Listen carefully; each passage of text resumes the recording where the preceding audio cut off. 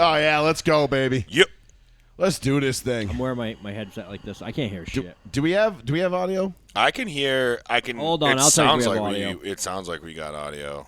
I don't know for sure if we have audio, but Okay. Yeah, you have I was gonna say. Yeah, it we didn't sounds have pretty the audio didn't come through. The intro didn't come through. Okay, well, whatever. Who cares? Yeah. I can add that shit in later. No big fucking deal. Thank you, everybody, for joining us. Joey Fats Radio, Row 1, Seat 1, live right here on the one, the only New Bedford Guide. Thank you all so much for tuning in tonight. Man, is this my favorite show of the year. God, I fucking love tonight. We make our NFL picks. The month of the gods is upon us. Football season is here. We are less than 48 hours away from kickoff. I can't fucking wait. The whole show should be football. I know we talked about I feel other like I'm topics. going to explode, and it should. Yes. Yes. I mean, this is like the most exciting time. I feel like I'm only a football fan at this point. Like, all the sports I just could give a shit less about. Yeah. Like, it's like football, baseball, basketball, hockey. That's it. I mean, like, what else really is that? I mean, all right, so obviously, like, baseball is, like, getting down to crunch time and shit. I don't have a single fucking clue as to who stands where, who's good. Really? I don't know mean, because my Stros are tied for first with the Mariners in the AL West right now, baby. Did they just get their ass stomped the other day? No, they just stomped the Rangers 13-6 last night. Yeah, they got whooped up. They got whooped by the Red Sox like 2.5 weeks ago. Oh, was that what it was? And yeah, whatever. I just saw like a whop sign. I was like, whoa. But then the Astros came back and put the final nail in Boston's coffin for the season. See you the fuck later. Oh, no postseason. See you later. No postseason for you, you fucking wow, no cucks. shit. See, I didn't even know that. John Henry. You know, John Henry doesn't give a shit because he doesn't give a shit about the Red Sox, just like he doesn't give a shit about you or me or anybody else for that matter. He only gives a shit about his bottom line, and he can go fuck himself. And so can the Boston Globe and Linda Pizzuti and all of them. Fuck you. One quick thought about the Red Sox before we go on to strictly basically football night. If either Alex Cora or Heim get fired, that's a crime to me because they're both like, here's this shit team. No, we're not signing anybody. Neither one of them are getting fired. Oh yeah, they're talking about one of them getting the cut. If they fire Shine Bloom, that would be the funniest shit ever. Because Heim, they'd fire him because they'd be like, we want you to come in here and do what you did for Tampa and make us a World Series competitor with a salary of $80 million. And he's like, okay, I can do that, but it's going to take like 5 or 6 years to rebuild the farm system and, you know, do all that stuff. And they're like, we want it done in 18 months. Yeah. Can you do it in 6 weeks? If not, there's the door. All right. Yeah. And all right. and one last thing, they asked Mookie when he was here during the Dodger series, why did you turn down that $300 million deal? And he essentially was just like, there was none, and I'll leave it up to John Henry to answer any more of your questions. Right. So basically, and the only publication to report that... wait, you mean John Henry was a lying sack of shit yet again? No the way. only publication to report that there was a $300 million offer was the Boston Globe. Whoa! Wow. A paper he owns. You can't make that shit up. Gee whiz. Holy crap. It's almost as if, like, the Boston Globe and John Henry and Linda Pizzuti and Shirley Wong and all these people, it's almost like they're working in cahoots to just Shirley Wong. Yes, you know, just cater Long, whatever. I don't know. The Asian bitch. She sucks. She's I think she's the editor-in-chief over there at the Globe now. Wow. Or was, but she was one of the primary ones responsible for getting Kirk and Callahan kicked off the air and fired, which is the last time I listened to WEI because they bowed down to the Red Sox and they gave in and they caved. But that's a whole nother story for a whole nother day because they went against that fucking weirdo with his transgender son. What was his name? The philanthropist there, the multi-million-dollar philanthropist. I can't think. It'll come back to me. The bald guy. You know, he's like a weird alien-looking dude. He looks like John Henry. Yeah, he's a fucking weird-looking dude, but he has a transgender son, and then Kirk and Callahan didn't like that, you know, biological men were competing in women's sports, and this guy was like, I want them fired. He looked like Jeff Bezos from South Park. That's what he reminded me of. Yeah, he didn't have a job. But like with more sunken in eyes. Oh. Like with more of like a serial killer, like Buffalo Bill look to him. Right. You know what I mean? Right. But anyway, 774-992-8702. That is the phone number if you want to give us a call and get on the air and talk to us about football. We're going to get into all things football tonight. We're going to cover it all. We got our season's picks. We got our MVP picks. We got our defensive rookie of the years, offensive rookie of the years, offensive player of the years. All that shit. Everything. All that shit. Defensive player of the year. All that shit. we'll give you our picks for. We're going to pick tomorrow night's game, obviously, because it's the opener. Chiefs-Lions, which drama in Chiefs Kingdom. There's a lot of drama. Ready, bro. There's a lot of drama in Chiefs Kingdom. I know. A lot of drama in Chiefs Kingdom. We'll get into that. We'll get into. We're going to pick. Obviously, we'll pick the Broncos, the Patriots, and the Colts games. Definitely. We should do all of them for this week at least. We could. You want to do all of them? Hell yeah! It's the first week. It's week 1. Yeah, we could do all of them. Week 1. There is a very interesting parlay too. We'll get into it when we get into the betting aspect of the show in the second hour. Okay. Stay tuned for that because I got some ideas. Now, this is my first year betting on football legally, obviously. Yep. I've never bet on football illegally. Right. I just didn't do it because I didn't have a bookie. I didn't know anybody. So I'll be doing it through FanDuel this year. But there is a interesting stat going around right now about home dogs on opening day. We'll get into that in the second half of the show. We'll get into what else? We get a little bit of MLB. We're going to get into some college football. College football from this past weekend. Holy shit. Lots of crazy shit going on there. They should force Lee Corso to retire. I mean, did you send me that video? Can you send me that video? What did he? Oh my God! Yes. He confused a child for the M word. For Hezbollah. Or Hezbollah. Yeah, I just. Hezbollah. I forget what the video was, but I remember seeing it and being like, "Whoa." Okay. Yes. So we will get. Yes, go Turtle Boy, go! Oh my God, what happened with Turtle Boy? I don't know. So Pat in the chat just said, "Go Turtle Boy," and yes, go Turtle Boy. Turtle Boy is the man. Manchinson, Robert Manchinson was the Munchinson. Munchinson. It's Munchinson. Was the philanthropist who Bezos, got Kirk and Callahan fired. Thank you. If I knew it would come to me. Fuck that guy. Anyway, he got my favorite radio show canceled of all time. The only reason I listened to EEI. And then, you know what? It transcended because then I stopped listening to Dale and Keefe because I loved Rich Keefe. Dale I could definitely do without, the Ned Flanders of sports radio. He was like, he did it to himself. Oh, shuck him up. Oh, no. What? Oh, Sean drifting off the screen. Whoa, no, don't pull the chair like that. Sean's drifting off the screen. Don't worry. Off the screen? Don't worry. I'm just looking. Couple of weeks, you're going to be able to pull all the chairs you want in any directions you want. Yeah. If you pulled that chair anymore, it would have exploded from underneath me. I would have been standing the whole time. Anyway, I won't go back. I won't dive into my just regrets about WEI and how they fell off the face of the earth for me. But college football was fucking lit this weekend. A lot of violence. Yeah, it fucking was. You've got the end of eras, the beginning of eras. You've got new college football coming in and basically saying the NIL is here, the transfer portal is here, and we're here. If you know what I'm talking about. If you know, you know. We'll get into that in just a bit too. Dude, what about the poor Oregon Duck? That mascot, they're going to have to steam clean that suit. He did a record. I'm trying to look it up really quick, and you beat me to it. He did a record 546 push-ups because they won, 82-3? 81-7. 81-7. Yeah. He did 546 push-ups. Yeah. That mascot must be just jacked out of his mind. I saw that, At the end of the game, they were throwing buckets of water on him. And They had 744 yards of total offense. No. Yeah. Man, imagine 700, almost 750 yards of total offense in the game. That is, I don't know who Portland State is. Sorry, guys. I had no idea. I looked at I saw the team and I'm just like, wait, who the fuck is that? I'm like, oh, all right, makes sense. Because I looked at one of the halftime breaks. I was just scrolling through, whatever, Facebook or whatever it was at the time, and I saw at the half, and it was 53-7. I can't believe some of the scores of the games this weekend. If you watch college football, there were 70 points. There was 180 burger, 270 burgers, and shutouts 70 burgers, a couple of 60 burgers, and one gigantic upset 50 burgers. That we're going to get into. We'll get into that in a minute. And before, are you talking about? Nope. Okay. Yes, we are. Yes. Obviously, we're talking about Colorado upsetting TCU. That's the big upset. I thought you were talking about Duke. No. Never mind.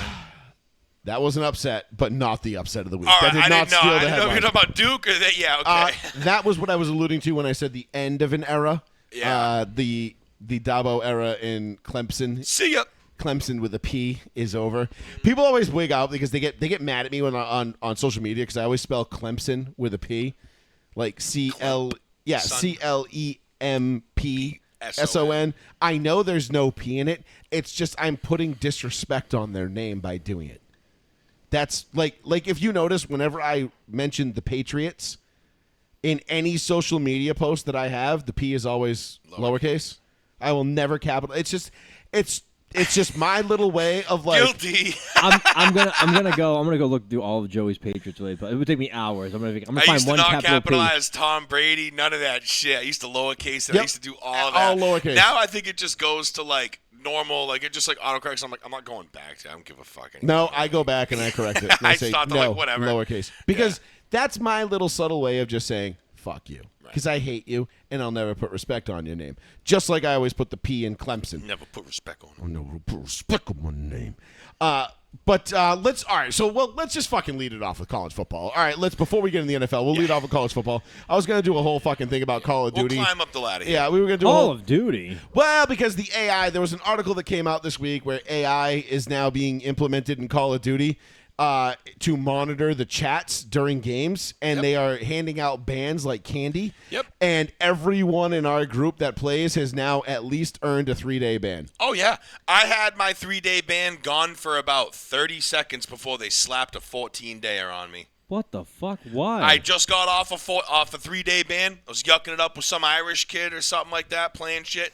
And I don't even think I was talking shit to the other team, like, fuck you, suck my dick, you blow, all that shit, and, like, other choice words that I cannot repeat on here. But, or actually pretty much anywhere other than Call of Duty. But it was just, like, I think I was just talking shit, like, saying, like, fuck or shit or whatever, just like swearing or whatever. And, like, I went down and it said right up in the corner, something about your voice chat has been suspended or it's an investigation. What? Really? Yeah, and I'm like, what? And then I go, and there's a little alert status. I go to it, I hit more, and it says I'm banned for 14 days. I'm like, you got to be shitting me. I just got off a 3-day ban. Literally, I didn't even think I was off of it yet. What? And they fucking banned me again for 14. I'm like, come on, man. Like, the whole reason why we all jumped back to Call of Duty in the first place is because you could talk shit to people now. Right. That was Now the you whole can't fun talk of it. shit to people. It's just like the last 3 or 4 or 7 or 12 that Which I don't give a fuck about. Which I barely played. Because, yeah, me neither. Because, well, the Modern Warfare was fucking lame with the exoskeletons and the running around and the boost packs. Yeah, well, I and mean, shit. they ruined the game Right. anyway. That was but retarded, here's my thing with Call of Duty, right? And then all right, so we'll do the aside first. Because I wanted to lead the show with this anyway, because it's non-sports related, but it really just chaps my ass because and there is a bigger picture to it as well. We always delve into a little bit of, story of the day, societal. It'll bleed into other areas, for sure. Norms and things like that, a little bit of politics here and there, whatever. But Call of Duty is not even close to being the best first-person shooter on any platform. Like, there are better first-person shooters on Xbox, PlayStation, and PC than Call of Duty. Call of Duty is the most popular. Right. Because it's a brand, it's a they've embedded themselves. They started off great, and they've slowly waned away from the greatness. Right. And they've just drifted off, and dumb shit like this, and using AI to monitor the chats of games, and then hand out bans, and not even bans, just microphone bans. So they just shut your mic off so that you can't speak in a public lobby. Right. Nothing.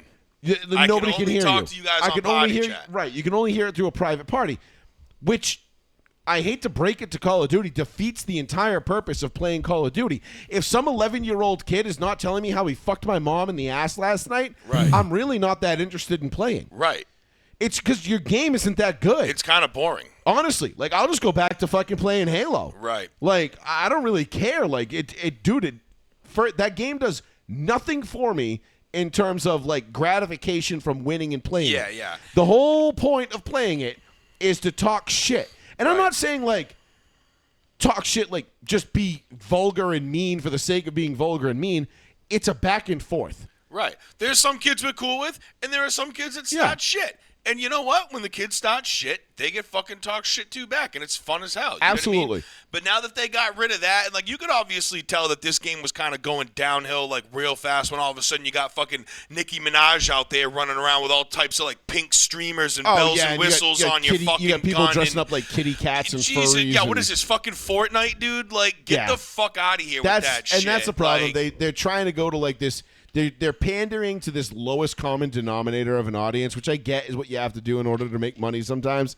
But I don't care. Like, I will drop Call of Duty tomorrow. Once Grand Theft Auto comes out, they're fucked. I'll probably never play Call of Duty again. I mean, I'm going to buy the third one and download it for the zombies because I really want to play, like, a newer version or something of zombies. And I don't know. check The it out. last, like, 3 versions of Zombies fucking sucked. I know. But this one's supposed to be pretty sweet. The first 2 versions. The first one, when you got, like, the power-up machine thing, was the last time. Yeah, Kindertoten or whatever. Yeah, that was cool. That was cool. So yeah, Pat, thank you threw it in the chat. So I'm reading about it right now. It will ban you in real time, like you both just described. Yeah.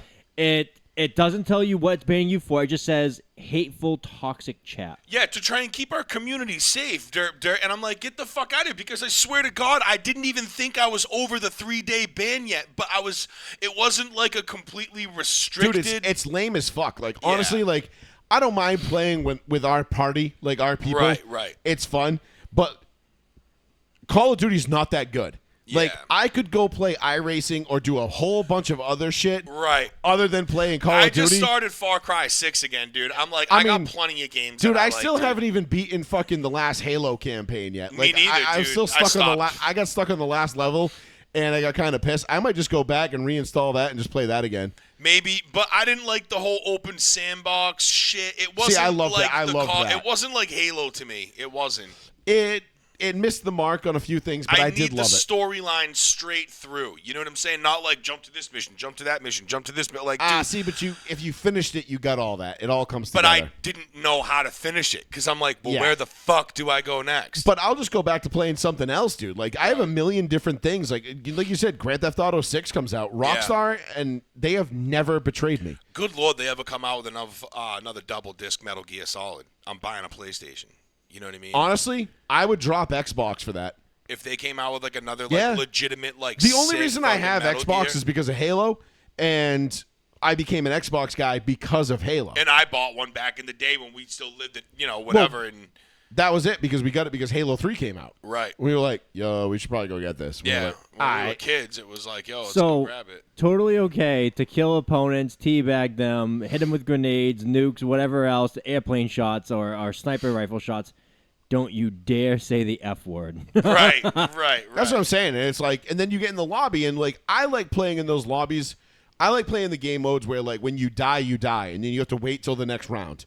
You know what I'm saying? Like, where you can't rack up 40, 50 kills in a match because it's just, you're playing search and destroy and everybody's just out there playing deathmatch. You know what I mean? Like, Can't have curse word. Can't have naughty words in a murder simulator. How shameful. right? I know. Some of right? these comments are great. Paul and I were talking. We were like, well, maybe we should just start figuring out ways to, like, shit talk clean. Yeah. And just be like, why don't you inhale the tip of my phallus, you scallywag? Yeah, like, you know what I mean? yeah. Like, start talking like that, like Brood old, like, sow. yeah. Yeah. Your mother's a brood sow, and I had my way with her last night several times. Yeah. I mean, we could think of shit like that. It'd be kind of funny, but I think there's different levels to the ban. I don't know who sent you that and who acknowledged it or whatever it was, because No, it's before it's 314 perm. Wow, I'm already done. I'm fucked. Well, they lost the whole code. I'll never fucking play it again. I'll never spend another $1. I'm already Call on of Duty 14, dude. Then yeah, the next step is permanent ban. Permanent ban. No more talking ever to anybody. No, you're banned from the game. I think it just said. No, it bans your mic. It's a mic ban. It's not a game ban. You can still play the game and participate, but you can't be... Oh, I don't know if that's true for perm. I'm gonna go back to that article. Yo, could Hold you on. imagine if they kicked me offline altogether? I'd be like, I want all my fucking money back. I don't think you can I'm do anything. suing your ass. I mean, I think we could probably figure out a class action lawsuit at that point. Right.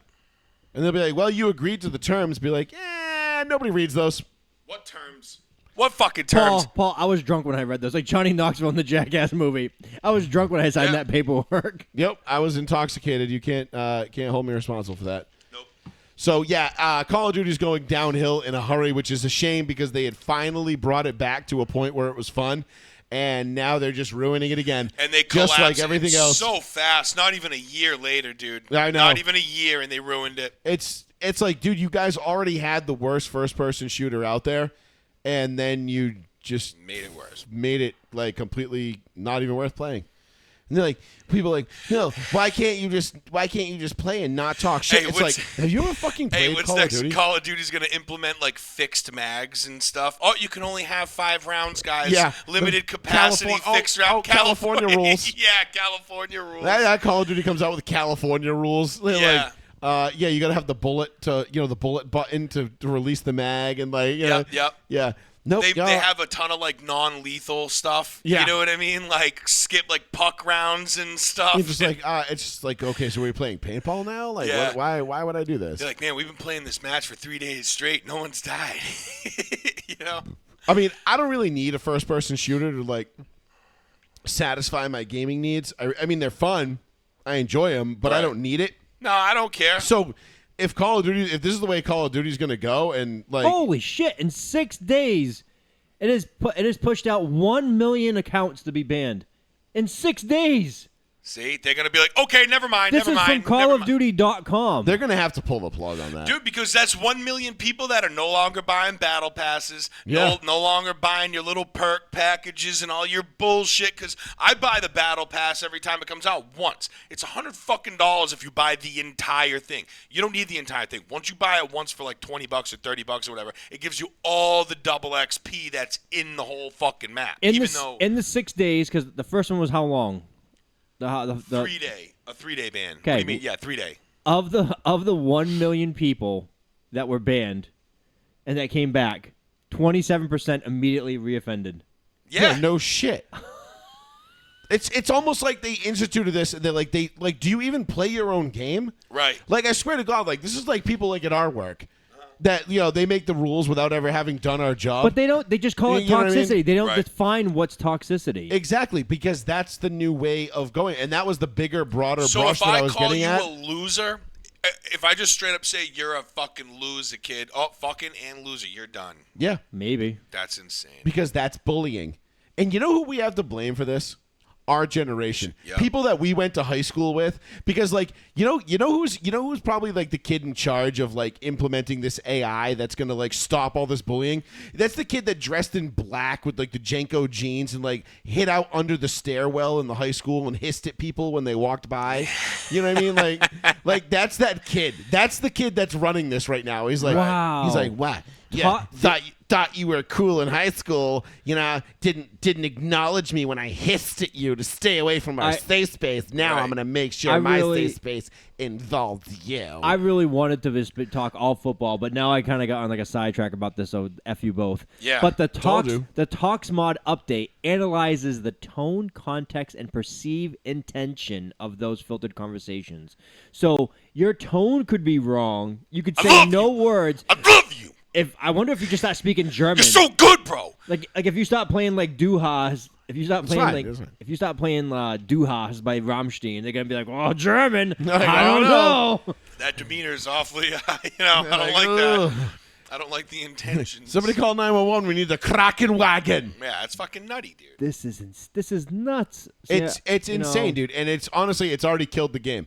It's killed it. Like, I'm probably killed not a even going to million log players. out tonight. I'm going to go fucking just, I don't know, probably just going to go play iRacing. I might just play Far Cry. Yeah, I might That's just it, go fuck it. re-download Halo tonight and just say fuck it, and go play the campaign. Oh, you know just what? go Maybe to I'll you know what? Maybe I'll fucking do. Maybe I'll reinstall Red Dead.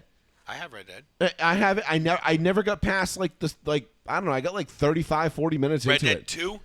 Whatever the last one was that came Yeah. out a couple years ago. Yeah, Red Dead 2. Ooh, you're going to play that on It came out on that system. It was released when that system Oh, it came did? out. All right. Yeah. Because I play it Wow. on my new one, and it's nice. Destry, are you for real about $150 price tag for GTA 6? Worth Wow, really? Worth it. Worth it. Is that really what it costs? I will pay that. But fuck, that sucks. But I will He pay says that's the rumor. But is that? I don't blame them. But are they going to do like? Is Costs it going to be? $2 Is it going to be billion. $150 and then like that's it? That's the game. There's no DLC. There's no bullshit afterwards. Hopefully. Nah, because why would they ever? That's so like not smart marketing whatsoever. What are you talking about? Most people that buy Most- the game don't do anything else after. But if you tell them, "Hey, $150, you have everything we ever do to this game ever. No, there's a lot of people that still pump money into GTA Online and shit like I know, that but to imagine get, if you could, apartments and all types imagine of if you crazy can get shit. $150 up front from all of your people at once, and then that's it. Yeah, then never have to worry about it again. You get all your money up front. No reoccurring revenue. That just Or doesn't like, sound smart or you just make Yeah, like, see, you're right. So, and they don't charge for DLC. there it is. Oh wow, no shit. Okay, then that's worth it. Because that's better than spending, $70 on the limited edition Modern and then $100 Warfare, for this one. and then $100 if you want the night vision goggles with it, and then I had those. I did too. Yeah, they sucked. They did. They were trash. And were they couldn't so fit my stupid. head. I was like, I got a big head. Yeah, I'm like, this sucks. But then you get into the game and it's like, oh, cool. Do you want this special edition gun? Well, that'll be like $25 for the battle pass, and you get this gun and this vehicle, and you'll be able to use all this stuff in Warzone, even though you've never once played Warzone. Right. Oh, And I'm like- you can continue to buy in-game money, but all DLC will be free. Okay, that's fine. What the If you- fuck is in-game money? Basically, Like actual the money. Like because- Monopoly money? Yeah. But I'm not paying a goddamn No, red I'm cent. not. No, I'm not paying. I'll kill a hooker and just take it. Right, but like $20 your money is gonna be like $1,000 of like Not worth it. GTA money with relative prices on things. Not worth it. You know what I'm saying? Like it's Yeah, not gonna be still like not a worth dollar for dollar. No. I'm not. but- I'm not spending money on it. It's like I've been playing Boom Beach now for almost 10 years, and I've spent like $70 on it, like early on, and I haven't spent anything since, and I'm completely fine with that, and it's cool because I don't care because it's not that big of a deal to me. No. It's just a game that I go on every once in a while. I'm like, oh shit, Mega Crab, what up? Like, oh shit, we got the turtle this month. Yeah. Oh, Like, is that why? See, Destry has given me all this information I never knew. Like, I see people playing like it was like GTA, but the guy's like, I'm a police officer today all day. Right, And he'll right. stream it all day, and I'm like, Yeah. what is this guy doing? This And guy he has no actually life. talks on his radio and Yeah, shit. he said So, calling I've for seen backup, that. and I'm Yeah, like, what is that? this? What is that? It's online, right? Yeah. It's like modes online. What the hell? yeah, there's Nuts. different modes you can do. Yeah, you can be like the I've been cop. so out of like. I haven't played Grand Theft Auto online. I haven't either, but I'm pretty excited for probably GTA 6, 3 especially GTA since 5 was what, 7 years ago? 8 years almost ago? 10. Almost almost 10. 10, dude. 2012. Yeah, GTA 5? 11 years ago. Yeah. With the 11 3 I characters? think 2012. Yeah. Wow. I could be wrong. I was in thought my. it was 2012. That was 2 homes ago for me. Holy shit. Yeah, it's been a long That's why I time. was like, no, it couldn't be that long ago. Yeah, I was gonna say 2013 because I 2013. remember it got released right when we first started this show. When I built my first PC, the one sitting behind us, I built my first PC, and I built that PC to be able to run GTA 5. Right. Wow. That was the specs I built it to. He said it's older than 10 years old.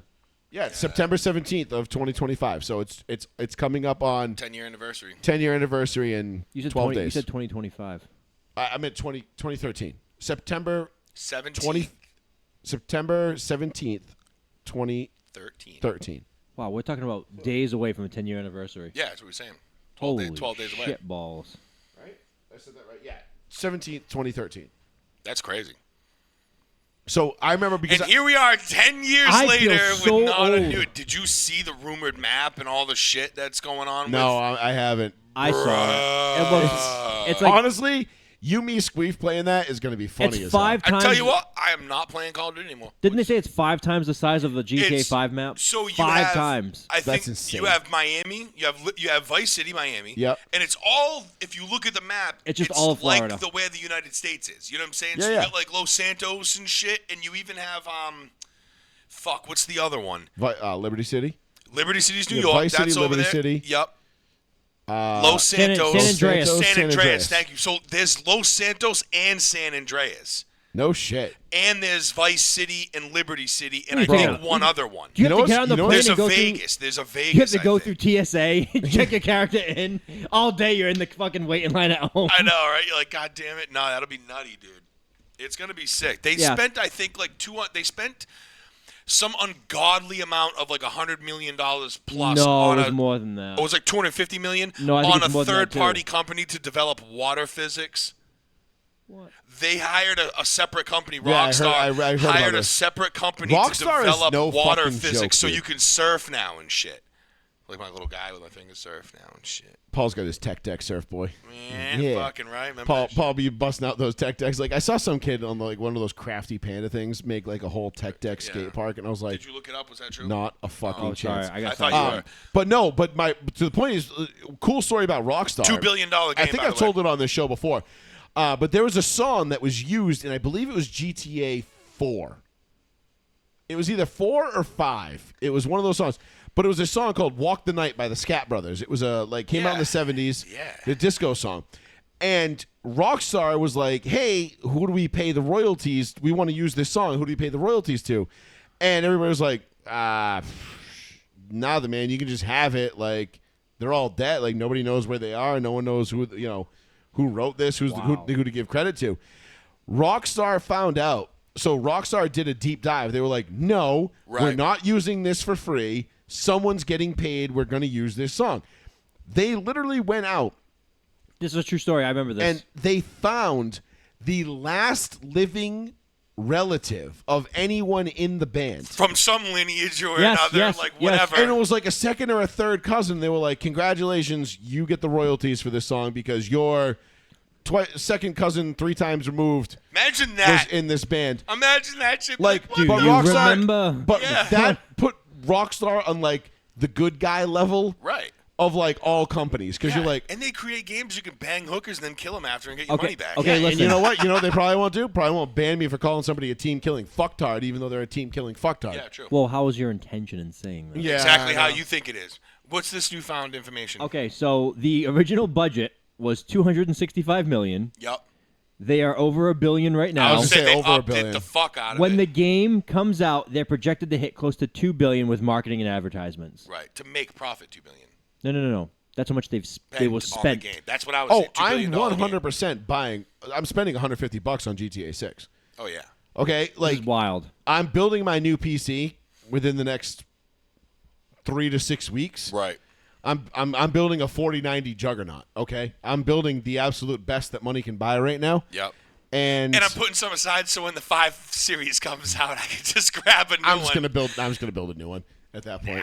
Just build a new one. Yeah. Because everything will be better anyway. But no, I'm gonna have probably like $4,000 tied up in my new PC, which is for the show mostly, but Right. also side piece. I get to play GTA 6 now. Yeah. And do some sick fucking iRacing. Yeah. Like you want to see iRacing. Graphics maxed all the way out. iRacing's cool now. Yeah. Wait until you see it with a 490 and 4K. Right. Ooh, laddie. And you get that, get a nice new monitor and shit. Yep. Dope. So it'll be dope, but I'm looking forward to. I'll play GTA 6. I will pay $150 for a video game if there is no added bullshit down the road. Anytime they update something or come out with something, I don't have to buy Yep. it. I don't have to buy the new maps. I don't have to buy new guns or skins or right. bullshit. I couldn't imagine like how many story missions, side missions. There's got to be. It's like basically there could be a whole storyline for every one fucking city that's in the game. And there's 5 of them. I'm there's learning like so much 5. information tonight Andreas, for the first time. Liberty, Vice, Santos. and Andreas? There's a new one. then Like the new the one. Vegas, I think, Yeah. or something like that. Well, whatever. We'll So find out. does your character take a plane to all these cities? It's you. When and, does this it's game you come and a out? chick. It's like a Bonnie and Clyde thing. Oh. When does this come out? Wow. Supposedly around this time next year. Oh, They're it's still a supposed year to away. announce. Oh. They're supposed to announce the date in either October or November, I think. Is that the scene they show? It's kind of like reminiscent of Pulp Fiction, like the husband and wife go in the scene, Maybe. go in the cafe and they Yeah, go up the the I diner or cafe. love you, whatever. honey bunny. Yeah, Yes. the diner, I think so. But you got to remember, Everybody be a lot cool. of This is a robbery. a Sam lot of Jackson, this shit can motherfucker. be. A lot of this shit can be made nowadays. So Any you don't know of what you the I true know. leaks fucking actually pigs are. move. Usually, I look at like if I'll I'm on execute TikTok, I'll every just look at last like Rockstar or motherfucking whatever, one of and I'll you. just see if they're like the legit Rockstar page, and if it's an actual Well- like leak from them, then Yeah, I'll I believe wouldn't. it. Well, imagine I heard one of the rumors of GTA 6, and I hope this is really true, is that they're going to basically scene for scene, Thank you. Yes. scene for scene. Paul, if the homemade the Soda Stream ones aren't full, there's a SodaStream. bottle way down below, like of regular just plain soda water. The only thing I know about Thank GTA you. 6 is that they're supposed to allow you to reenact scene for scene heat. The heat, like walking Al down. Pacino and Well, no, they can't do it with those characters. It's gonna be they're gonna allow you to reenact it, and like you're gonna be able to walk down the street like with assault rifles and like shoot at cops as you're like escaping and getting away. I did also hear that in the new Call of Duty, in Modern Warfare 3, they alluded to a new no Russian Yeah, but that mission. that game's over now. You can't do anything. You can't even talk to people. You're like, No, wow. no, campaign. The campaign. You're like, wow, this scene is crazy. The AI is like, not for you. Click. Wow, this is crazy. The A is like, you sound white trash. You're banned. Like, yo, that's crazy. I just spit out like all my drink on my leg. Not for you, white trash. Yo, that's crazy. All right, white boy, you've had enough. All right, we should probably do college football. All right. I think we've done enough video games for tonight. That got really. And first of all, listen, thank man. you, Patrick and Destry in the chat for putting all the information in there and the links. Did not expect all that shit tonight. I didn't expect to talk anything gaming, much less for that long. But hey, it worked out. You know, there's always one thing that pops up during the week that like we lead the show off with that's just like this random ass topic that has nothing to do with what the rest of the show is going to have to do with. And I just feel like sometimes it works, sometimes it doesn't. This one I feel like works.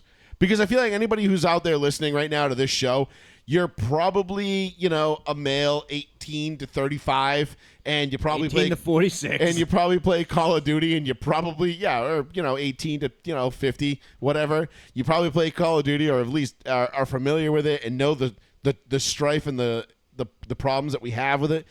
And it's just frustrating because Call of Duty was so much fucking fun when you were allowed to just talk relentless amounts of shit to the other team. It was great. That's what made it great. 2007 to 2009 was the golden era.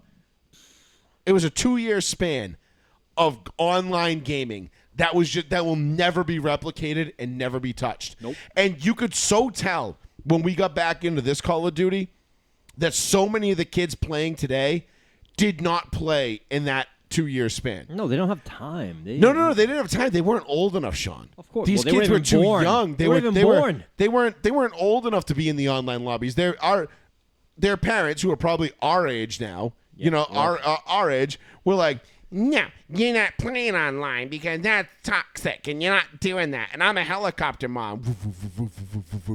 I want to make sure my little Johnny doesn't grow up to be a serial killer weirdo.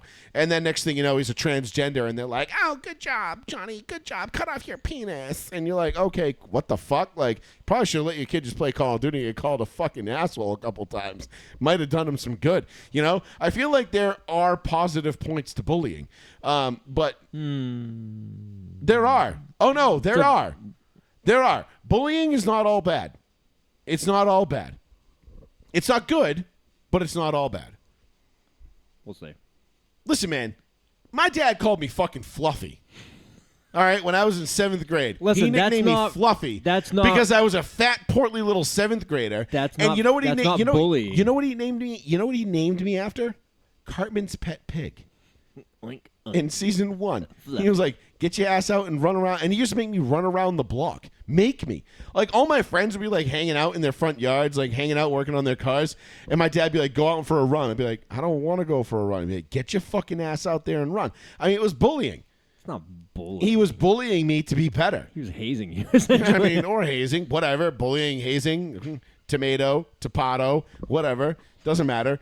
I mean, he called me fucking Fluffy and made me run. And all my friends would fucking clap and start singing da-da-da, da-da-da, every time I would run by him on a lap because my dad... And then, like, if I decided to, like, walk or try to skip it, my dad would go out and, like, circle the block in his car and be like, "Get running, fat ass!" And I'd be like, Jesus Christ, man. Like, what the fuck? It was fucking crazy. But listen, I turned out okay. I'm still a fat piece of shit, but whatever. Arnie Palmy alert. Arnie Palmy alert. Turned out okay. Paul's doing sober living this week. Good for him. Yeah, he's doing sober September except for Sundays. Not exactly easy on the sugar, but fuck it, whatever. He's like, fuck this. He's like, my I liver drank needs water all goddamn. He's like, my liver needs a break. I'm gonna have diabetes instead. Sick of fucking water today. All right, let's get into some college football. We got some good college football content now. Let's do this. Do you want to start with the? Let's start with the obvious. Let's start with Colorado. Let's start with TCU. Let's start there because I got some thoughts on this, and I want to preface this with saying I love Deion Sanders as a head coach. I love Deion Sanders as the head coach of the Buffs. Sure. I love everything about Deion Sanders in this moment. Okay. I'd second that. I also know that Deion Sanders is opening up a can of worms and opening up himself and his players to a lot of criticism. Yes, but it's criticism they wouldn't have received otherwise if he didn't give them the stage to be put there. So, how many National Football League players did you see on Saturday say, damn, I want to play both ways now?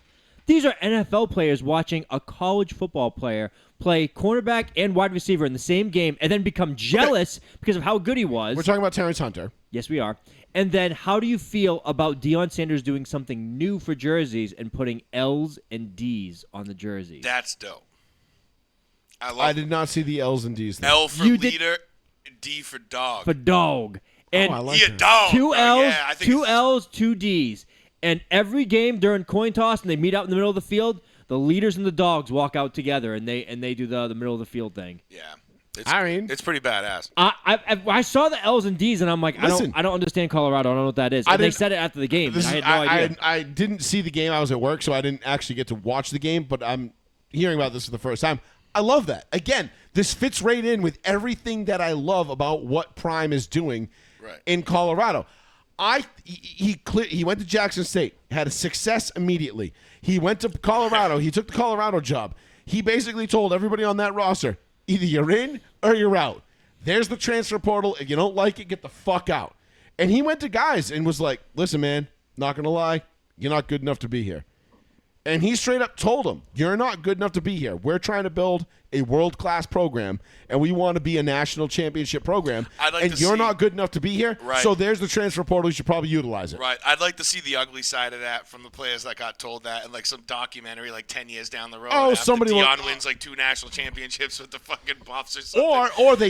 Or they win That none. happens now, You're though. right. What's that? You can watch stuff like that now of guys that got shunned by the old USC teams and get shunned by the old Ohio State teams. Right. Those guys are nobodies. But what I'm right, and exactly my point is like they're gonna see that side, and it's gonna be like, well, dude, you just didn't fit the narrative of what they were trying to do. Absolutely. He's trying to make a world-class fucking pro. And I love Colorado. I always have.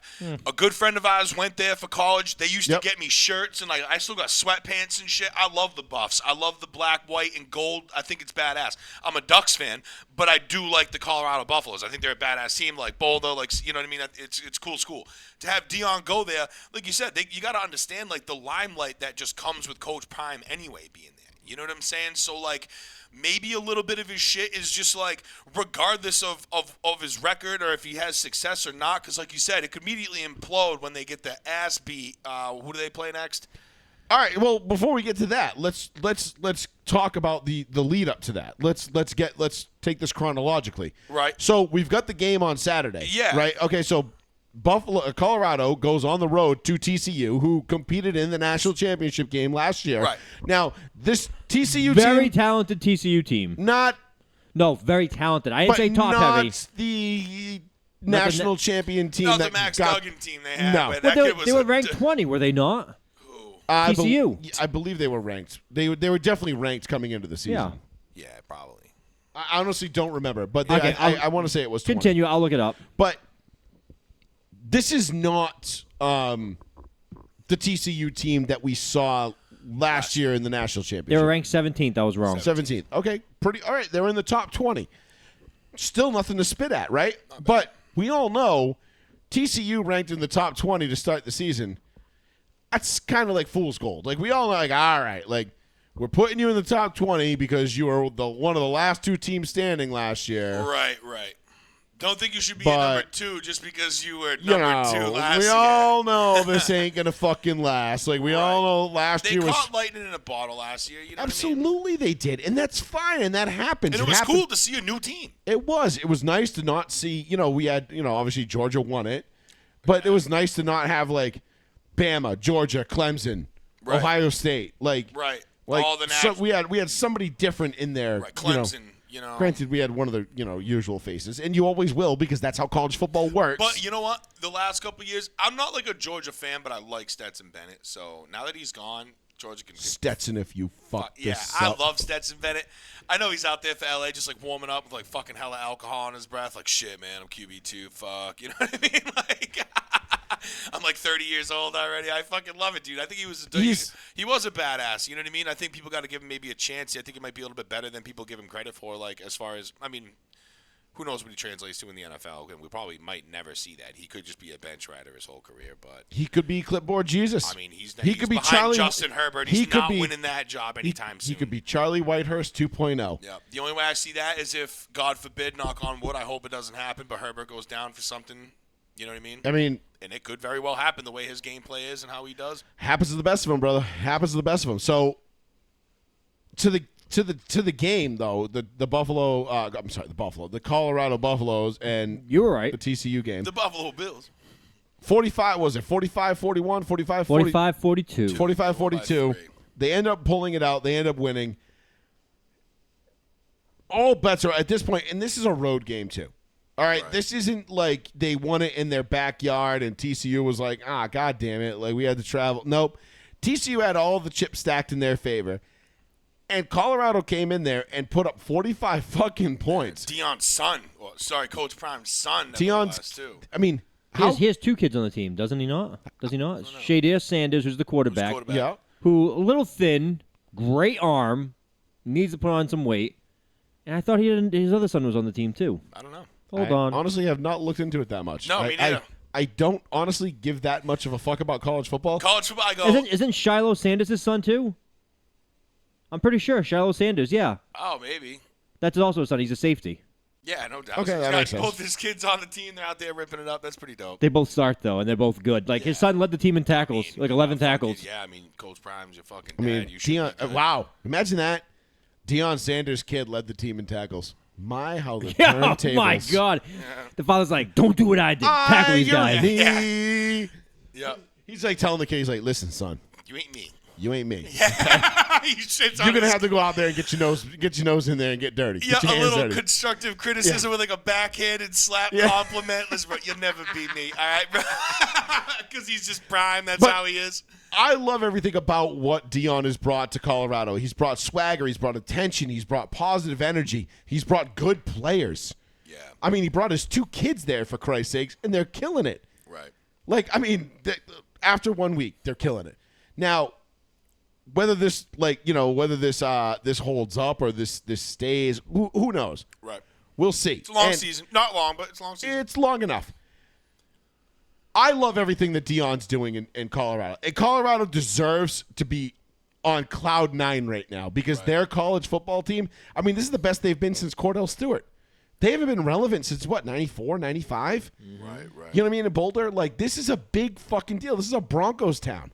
Right. And now all of a sudden the college team's like, hey, we're here too. And I'll tell you what, if the Broncos come out and suck and the Buffs have a great year, this is going to be like Miami, the U, and Miami, the Dolphins in the 80s. Right. Where the college players are getting the invites in and the pro guys, they're like, no. Yeah, we're out. Sorry. No, hey, Deion's kid, come on in. Yeah. Sorry, Russ, you're going to have to wait outside. here. Yeah. Sorry, we He's don't like, have a table. I got Sierra. And they're like, yeah, but Prime's kids here. Yeah. You know what I'm saying?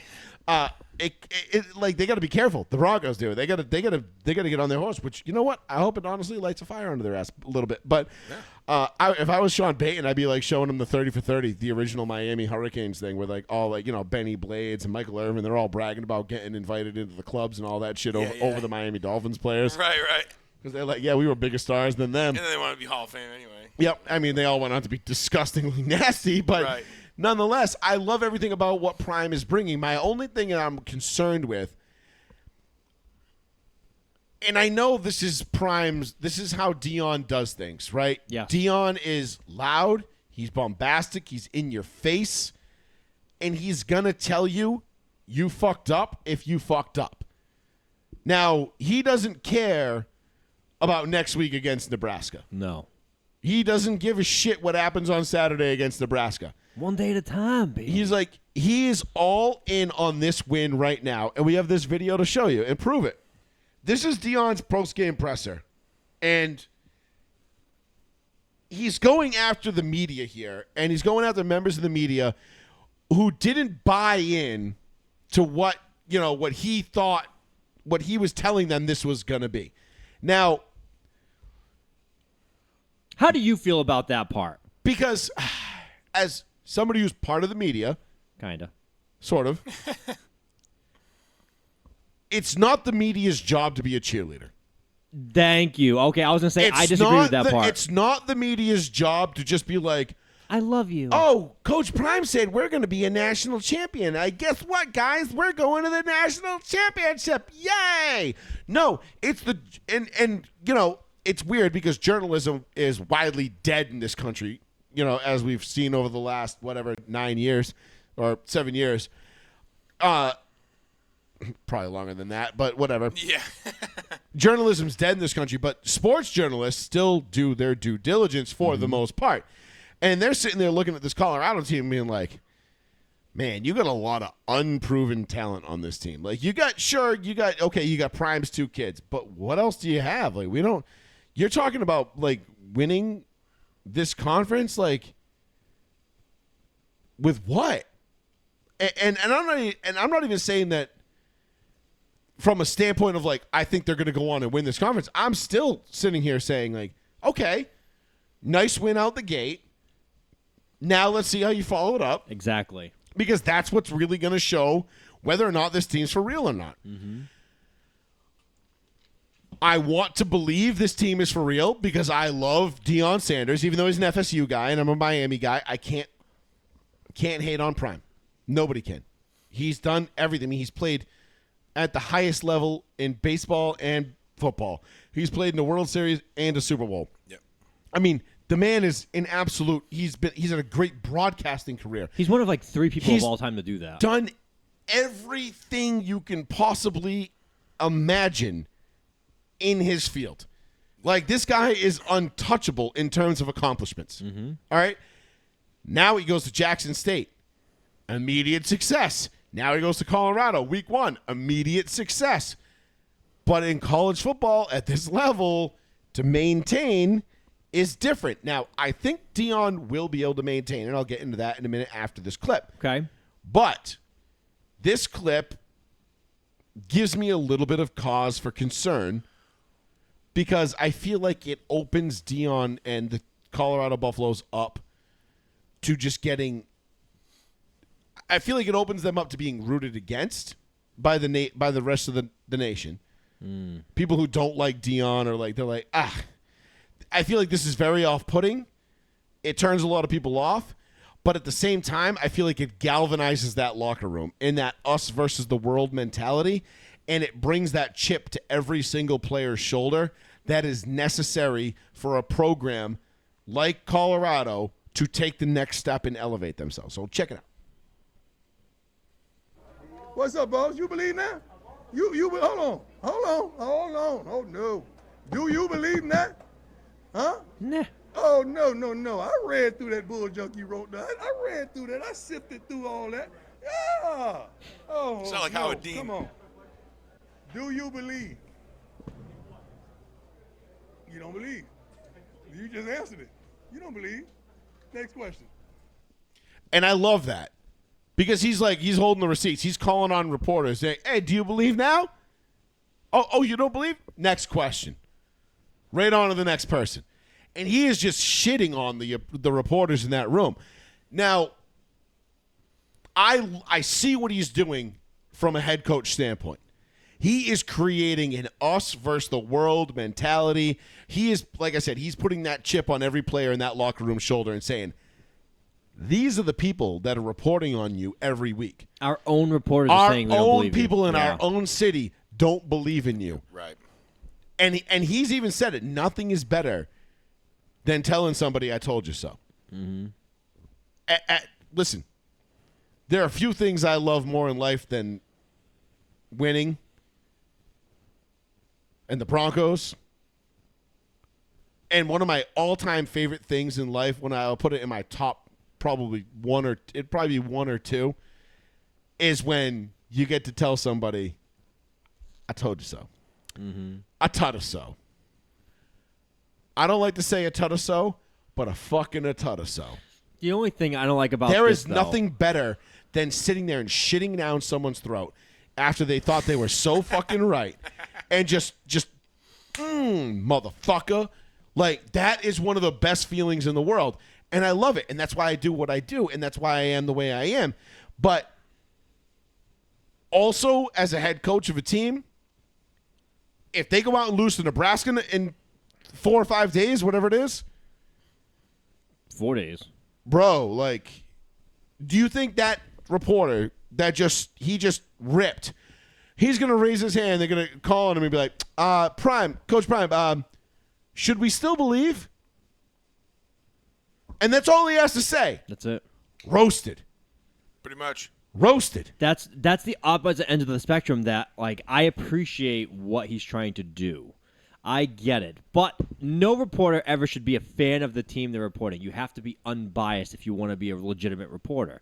You have to have unbiased, like, no agenda. You can't have someone tell you, like, well, you need to be harsher this week and be more like, no. It has to be just absolutely go out there unbiased, report the facts of your team, and that's it. You can't have both sides of the fence where, like you just said, they go out and they get blown out maybe this weekend, maybe 2 weeks from now, maybe 3 weeks from now. Maybe they were a ranked team. Now they're out of the ranked team. Right. The reporter's going to go back to him. The reporter's not going to be calm. The reporter's going to, if the reporter's doing his job correctly, he's going to say, you got to fix this. Like, you told me to believe, not necessarily these words, you told me to believe. Now you don't even believe in yourself. Right. Your team doesn't believe in you. Now how are you going to fix this? You're setting yourself up for gigantic failure. That's the only thing I have against that.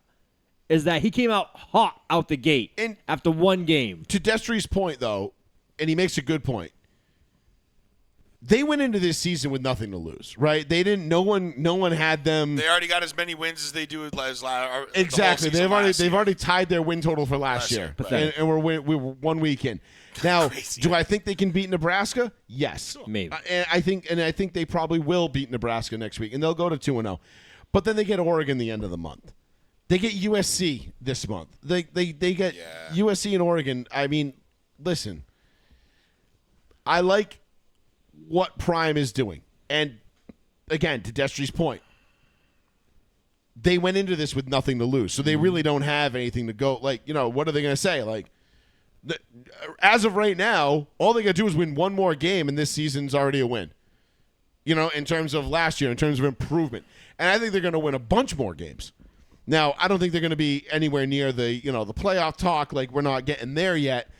But in the next year or two, if Coach Prime stays there, this is going to be. Oh, I think the Colorado Buffaloes are going to be on. They're going to be competing with the Georgias, the Alabamas. Absolutely.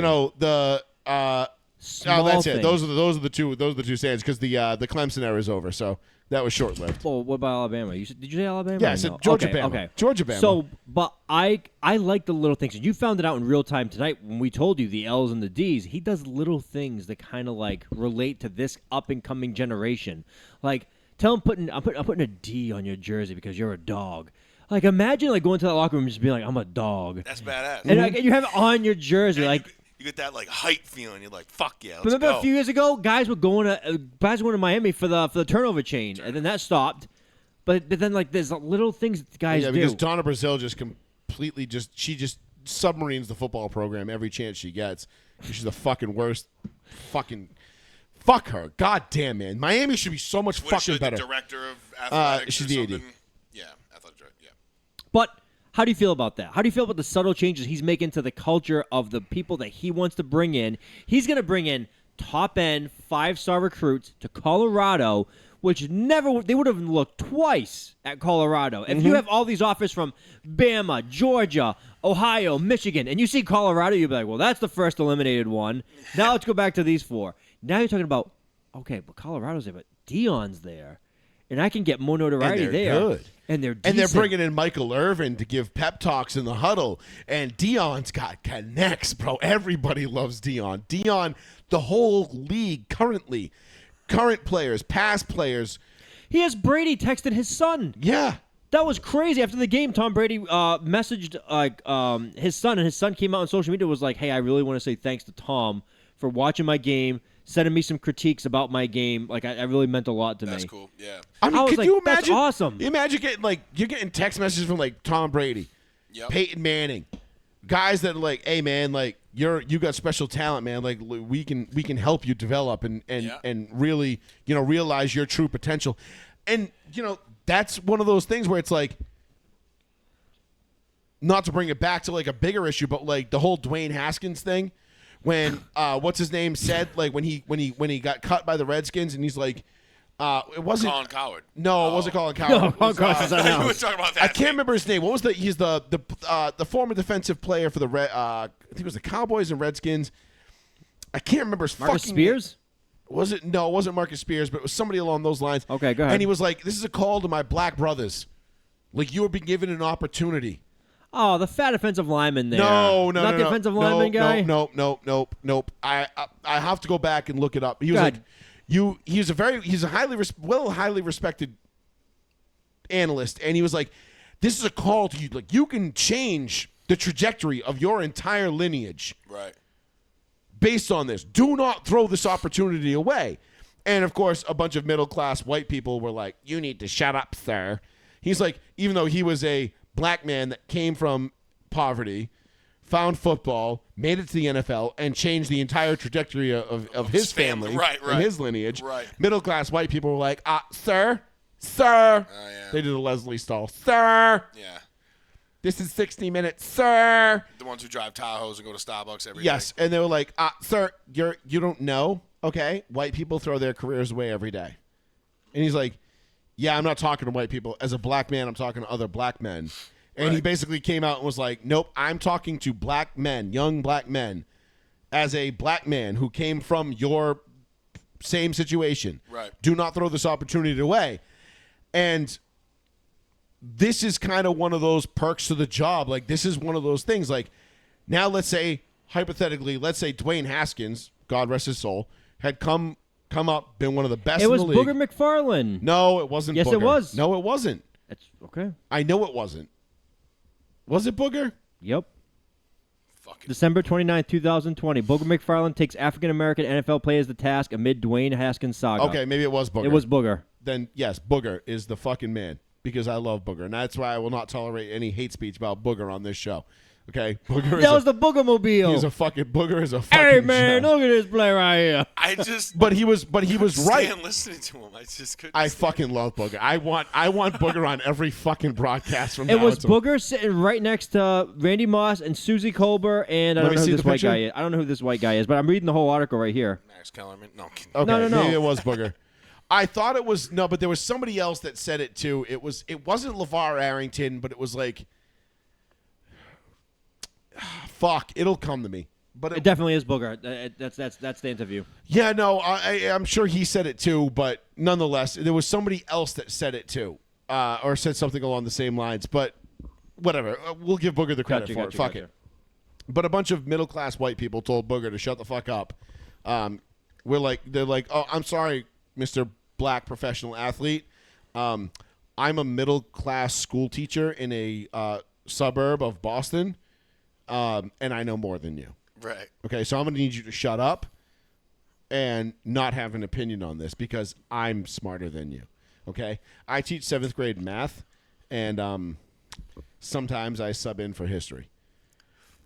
I know you play in the NFL. It's really cute. I'm a school teacher. Right. Okay? I'm very important. That's basically what came out of it. And you know who you are, Jim. But anyway, doesn't matter. So He's still alive? this is not, you missed that. Right over your head. No. But this is the whole point that I was getting at in a very roundabout way here, because I went off on my little tirade about middle class white people just telling black people, shut up, you're stupid, I don't need your Right. opinion. Right. Not me. I tend to let people like Booger McFarlane speak when they're speaking from experience and listen to them, which is what you're supposed to do apparently, but not, middle class white people who teach 6th grade math. They don't do that. being Prime's son, okay, Dion got to the league. He made it himself. He's a Hall of Famer. He has kids. His kids now have access to Tom Brady, Peyton Manning, Aaron Rodgers, all these wealth of people that Michael Irvin, Right. the playmaker, the playmaker. I loved him going off on Sherman the other day. Oh, it was great. What are you Sherman- saying? He's Sherman like, telling him. when Michael Irvin's like, I'm sorry, am I chopped liver? Did you hear what happened? No. This was fucking Richard great. Sherman, not to go too far off topic, but we brought up Michael Irvin. Richard Sherman said Michael Irvin gave kids the worst catching advice he'd ever heard as an athlete in his life. This is fucking hilarious. And Michael Irvin goes, me, a Hall of Fame Super Bowl winning wide receiver, gave terrible advice to wide receivers? He goes, because I'm telling them to catch it with their chest. And Richard Sherman's like, yeah, and I'll put my arm in there and just rip it out. And Michael Irvin goes, I don't give a fuck what you do. And like Michael Irvin got up out of the seat and stood facing Richard Sherman, who was sitting down at the desk, screaming at him, you're telling me I'm giving bad advice. It was. I know, that's fucking hilarious. It was perfect Michael Irvin screaming at Richard Sherman, I'm sorry, that he has no idea what he's talking about, which he doesn't. Richard Sherman was a receiver in college. He was terrible at Stanford. And that's why he went to go knock balls out instead. He went to the NFL. Yeah. Fuck, who was the coach that fixed him? Harbaugh in San Francisco. No, I'm sorry. It was Pete Carroll in Seattle. Fixed him, made him a defensive back, was very good at defensive back. And then all of a sudden, like, he's dwindled down into whatever he became. Like, he went to San Fran. He became a journeyman after the end, after he left Seattle. Yeah. Well, he went to San Fran, and that was it, right? That was the end of That his was the career. end of it. See you later. Boom, yeah. But it's just like, it was funny that he was telling Michael Irvin, he was giving terrible advice Yeah, that is to funny. up-and-coming wide receivers, and Michael Irvin was not having any of it. No, I wouldn't Screaming either. top of Like, his could lungs. you imagine like sitting at a table, like say you're like sitting at like at a table right now, across from I don't know, Michael Schumacher, and he's like, no, like What an interesting name to pick out of a hat. when you drive this car into this corner at Monaco, you really want to kind of like break this much and give this much thought. Yeah, that's terrible advice. You're giving the young kids terrible advice. I'm sorry, sir. That man won Monaco 5 times. Me, as a mechanic, Yeah. I know how to handle that car better than you do. Yeah, Right, like me as a guy who's watched a bunch of TikToks on this. Right, no shit. I'm just gonna go ahead and tell you to fuck right off. Now, obviously, not the same level, but like that was funny as shit because. But the thing is Prime has access to all these guys, and he's brought Michael Irvin to Colorado. He's brought him in to talk to these dudes and talk to these kids, and these kids in Colorado. I'm telling you, man, they are taking the first steps toward building something very special. Oh, fuck and yeah. I would love nothing more than to see Dion hoist the national championship trophy as a Colorado Buffalo Oh, I know. and give them their first national championship in school history. Right. I mean, that would. That would just blow the doors off of everything. And the reason why, and this is why I wanted to come back to why Dion is, which kind of juxtaposes somebody like Dabo Sweeney, right? We saw the Clemson Tigers get blown out last night by Duke, 28-7, in a game that we were like, wait, what? Like, All the offensive struggles, even the like, quarterback. hold up. Quarterback's Well- coming off the field ignoring his own coach. well, like Duke though, I'm like, all right, like LSU, FSU, 8 versus 5 on Sunday night. LSU kind of gets blown the fuck out by FSU. 8 versus 5 isn't that big of a deal. LSU is going to figure it out. They're still a very talented team. But on the flip side of the coin, FSU is a very, very talented team this year. FSU, I think last week we talked about it. I had LSU kind of crashing the party potentially as the number 4 team in the nation and getting into the playoffs. Flip it with FSU now. Like, it's really that close. Right. Like, they're there. They have a very, very talented squad. They're going to get there. I still think you're going to have Georgia, Bama, and then I think it's going to come down to Michigan, LSU, FSU. I think USC is going to ultimately end up wiggling into that 4th spot, but they'll be the first one out because I think their defense is sus as fuck. But nonetheless, I feel like Colorado is on that trajectory, and the reason why you have Dion and you have Dabo, right? So Clemson gets smoked last night by Duke. Mm-hmm. The Dabo Sweeney era has been basically declared over by everybody in college football. They're like, okay, that's it. We ran it. It ran its course. We did okay. We won a championship or two, whatever. It's over. It's over. It's done. Like, you're not Nick Saban at Alabama. You're not going to be here every other year for the next decade. Only Nick Saban can do that. Okay? LSU can't do that. Bama can't. Georgia can't do that. FSU can't do that. Clemson can't do that. Ohio State can't do that. Ohio State can do that, but not to the same degree Bama does. They don't have the juice that Nick Saban does. No. So everybody else is just kind of, it's just Nick Saban's world. We're all just living in it. But to juxtapose these two coaches, Dion has taken full advantage of NIL deals and the transfer portal, where these older school coaches like Dabo and Urban and all these other guys, that they're still trying to catch up. Mm-hmm. They're still trying to figure out how to navigate this landscape. Now, obviously, Nick Saban's already figured it out because he's Nick Saban. He's like, yeah, whatever, dude. I just want to coach football. Y'all figure this shit out. And he pays people to do that for him because he can do that because he's Nick fucking Saban. Mm-hmm. Not everybody else has that ability.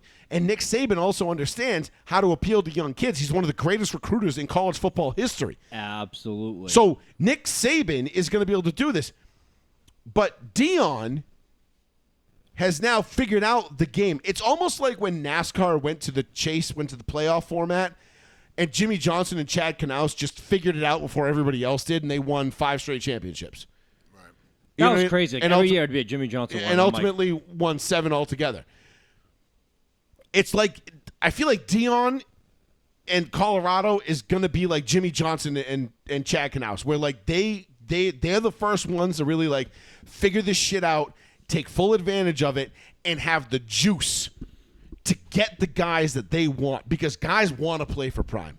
Yes, they do. That's one of the now, things. That's NIL deals alone now. Yeah, the deans, the board, the trustees, all them fucking mouths of water, and with Prime sitting there as coach, because this could potentially change Colorado as a school forever. Great follow-up, and that leads me to a question that I'm going to ask both of you. College football is a copycat league, just like every other major sports league. Like you just said, deans and schools are going to say, how much money is Colorado making? How much were they making? How much did we pay Prime? Will this spurn very outgoing, energetic former athletes to be coaches in the college football game now? Imagine, let me give you this before either of you interject. Imagine if Ray Lewis, Miami just said, we want to bring in Ray Lewis as the head coach. Oh, shit. Ray Lewis would be worth it. Listen, before you say anything, I understand what you're going to say. Before you say anything, Ray Lewis would come in, I'm going to teach these kids. I'm going to put my hands on them and let them live, let them breathe. The press conferences would be amazing. And then he would get young talent in. Constant whisper yelling. He came back to the sideline. I said, you're playing like shit. Yeah. You got to play better. And he did. Joe Biden does the Ray Lewis all the time. Yeah. I don't want to take a salary. I just want you to send And the economy is better than everybody else. States. And guess what? Guess who did that? I hate that shit right now. I hate all of it right now. But I'm just taking the joke away from Ray Lewis being a coach. Would it spurn like smart, retired, former athletes to be next in line coaches, seeing how well this is done for Colorado so far? Especially maybe the ones that are fucking broke. But I mean, yes, but it also takes, you also have to be a good coach. Like, you can't just be the personality and the persona and then show up on Saturdays and be like, all right, boys, I don't know what else to do from here. I gave you all the motivational talks and all the prep. Jeff Saturday, dude. Yeah, you know what I mean? Well, that's NFL, I know, but former player coach. Honestly, I don't think Jeff Saturday, given the circumstances, did as bad as people would like to make him out to be. But no, they still have to be. They still have to be good coaches, though. You know what I'm saying? Like, they still have to be a good coach. They still have to be able to figure out, like, all right, we got how to play the game, how to run the team, and do all that. Now, Dion is, I feel like, a special talent, and he's been a special talent his whole life. Obviously, the man's gifted when it comes to athletics. especially football. And smart. Very smart. Very intelligent. He's extremely intelligent, and he's extremely savvy. And he is beyond what I feel like most, but he's driven to do this. I heard a great analogy, not to cut you in the middle of it. No. I heard a great analogy about Deion. They said Deion Sanders is what O.J. Simpson would have been if he didn't kill his wife. Smart, former player, very personable, talks to the media, gets along with everybody. Fantastic actor. Great actor. Yeah. Naked Gun 33 in the third. Yeah, with the afro. But- trying to come through the door. But listen, like when they said that analogy, I'm like, I could see that. I mean, OJ still tries too hard. OJ's like, come on, Andrew Luck, I drafted you. And, Yeah, no, he's not coming. But what do back. you think about that analogy? Like really quick, like he's outgoing, very personable, Sure. smart, I mean, yeah, but extremely OJ, talented. but OJ was a sociopath. So I wonder if you know, Andrew Luck would have a coach. No, he's out of football. He's all done. He talked about it. I think you sent me the link, or we talked about it.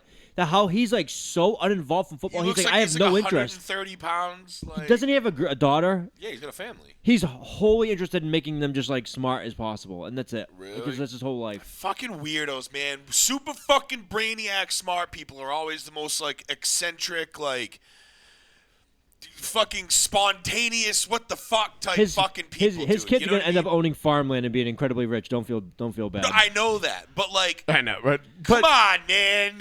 But that's the thing. It's not for everybody. To your overall point.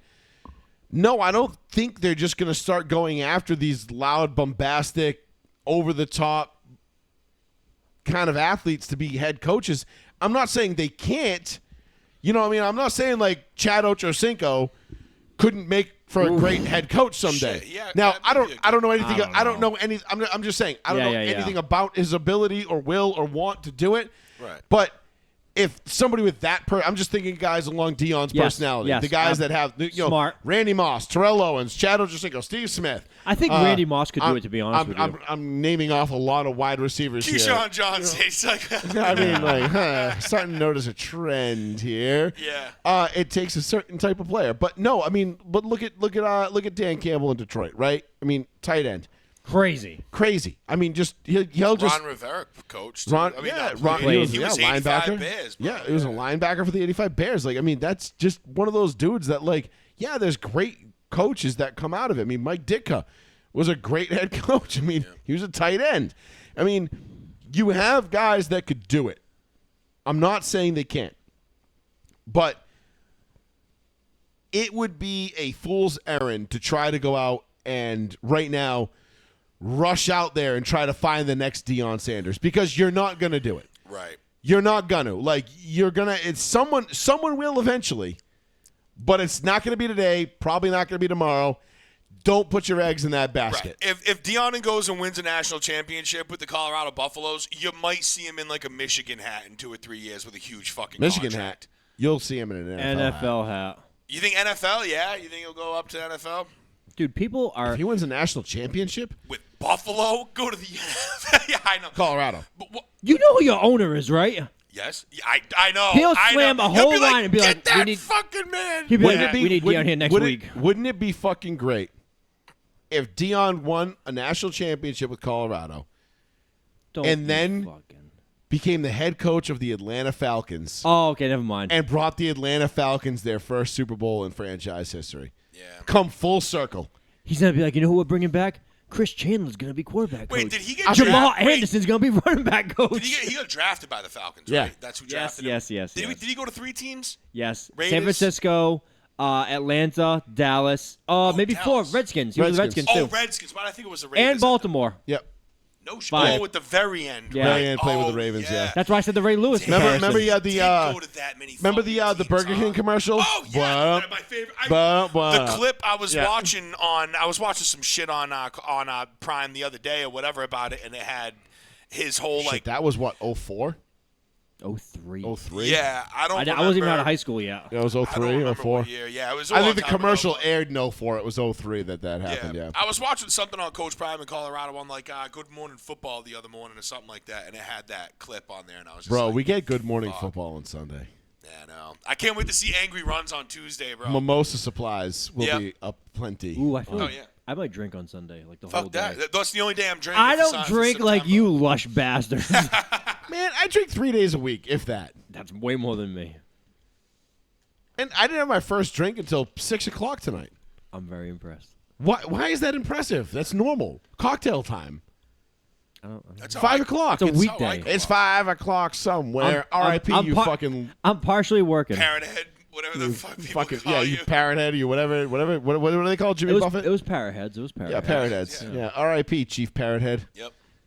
75 years old. You know, he apparently got like diagnosed with skin cancer like 3 Yeah, weeks very ago, and quiet. then No, like longer 3 than that. years. no, I heard it was like a super aggressive. Like it was like three weeks or 3 months or something like that. Oh, that's why Paul McCartney went to go sing to him. Yeah. In hospice care before. Well, before I mean, he died. was like you saw the last picture of him. No, He was no, like I a didn't. skeleton. Honestly, I'm not a Jimmy Buffett guy. I know everybody tells me I'm like, not "Oh, a you Jimmy should-" Buffett guy. I'm not opposed to Jimmy Buffett. I'm staying at Margaritaville next month when I go on vacation yeah, in Fort Lauderdale. I don't hate the guy. You know, I never I'm went looking to forward to- Spotify and typed him in. You know what I mean? No, God, no. It's not But if my this shit was on, it's cool. not like, my you know what vibe. I mean? Yeah. Not my vibe. But it's chill, relaxing music. It's You cool. know, You know? I'm more like my like mellow vibe is like sponge cake. You know. you know like my mellow music is like Dwight Yoakam or like you know like the softer version of Metallica. You know like the Nothing Else Matters, the Fade to Blacks, So close. Call of Cthulhu, you know, To Live Is to Die, the instrumentals. You know, that's my, you know, Mwusa music, you know? I like Right. Bocelli. Right. Oh, that's where you go? Yeah, that's your thing? Sogno, yeah, very good. Yeah, I mean, you know, listen, Wagner is kind of my guy. You know, fuck him, what the fuck. 774-992-8702. We're going to switch gears from college to pro ball here because we have been on a tangent, and we got a lot of I feel like we've been on the air for 3 hours because like we've thoroughly covered like what 3 topics now. Yeah, Modern Call of Duty. Warfare, college football, and some random shit. Well, about, I what got- the fuck did we talk about for like a minute there that had nothing to do with anything? GTA. Nope, that was part of the Call of Duty thing. No, we talked about video games in Colorado. Oh, It was the yeah. Call of Duty with the AI thing. That was most of the whole yeah, beginning of the show, and I was blown away by that. And then Joey brought up something the first thing of the show, and I was like, can't talk about that. I just made that up. I don't know if that's true. All right. Let me get my phone so I can get my picks out. You want me to do it? I can tell you the games. Well, No. We're gonna do our 23. Before we do the week 1 segments. picks, we're gonna do our season picks. Okay. So I didn't do records because obviously I didn't go through every single game and be like, okay, this team's gonna win 12 games, then this team's gonna win 7 because if they lose to this team this many times, and then they could only mathematically be there. No. I picked my 4 division winners, my 3 wildcard teams in each conference. We'll do the playoff picks. Well, we'll do our Super Bowl pick. We'll do that. We won't go through the whole playoff bracket Okay. right now, but we'll do our Final Four, and then our Super Bowl, and then we'll call it. And then we've got MVP, Defensive Player of the Year, Offensive Player of the Year, and then Defensive and Offensive Rookies of the Year. Comeback Player of the Year. Do we want to do that one too? We should do that one too, right? Oh God, I- that's the easiest one of all fucking time. Who- Tamar Hamlin. Dude, he's like plus 4,000. Oh, shit, I didn't even think of that. Fuck that. Dude, I if mean, you- that's, if you that's go right really, now- like, that's really comeback. Like, Yeah, shut the fuck up.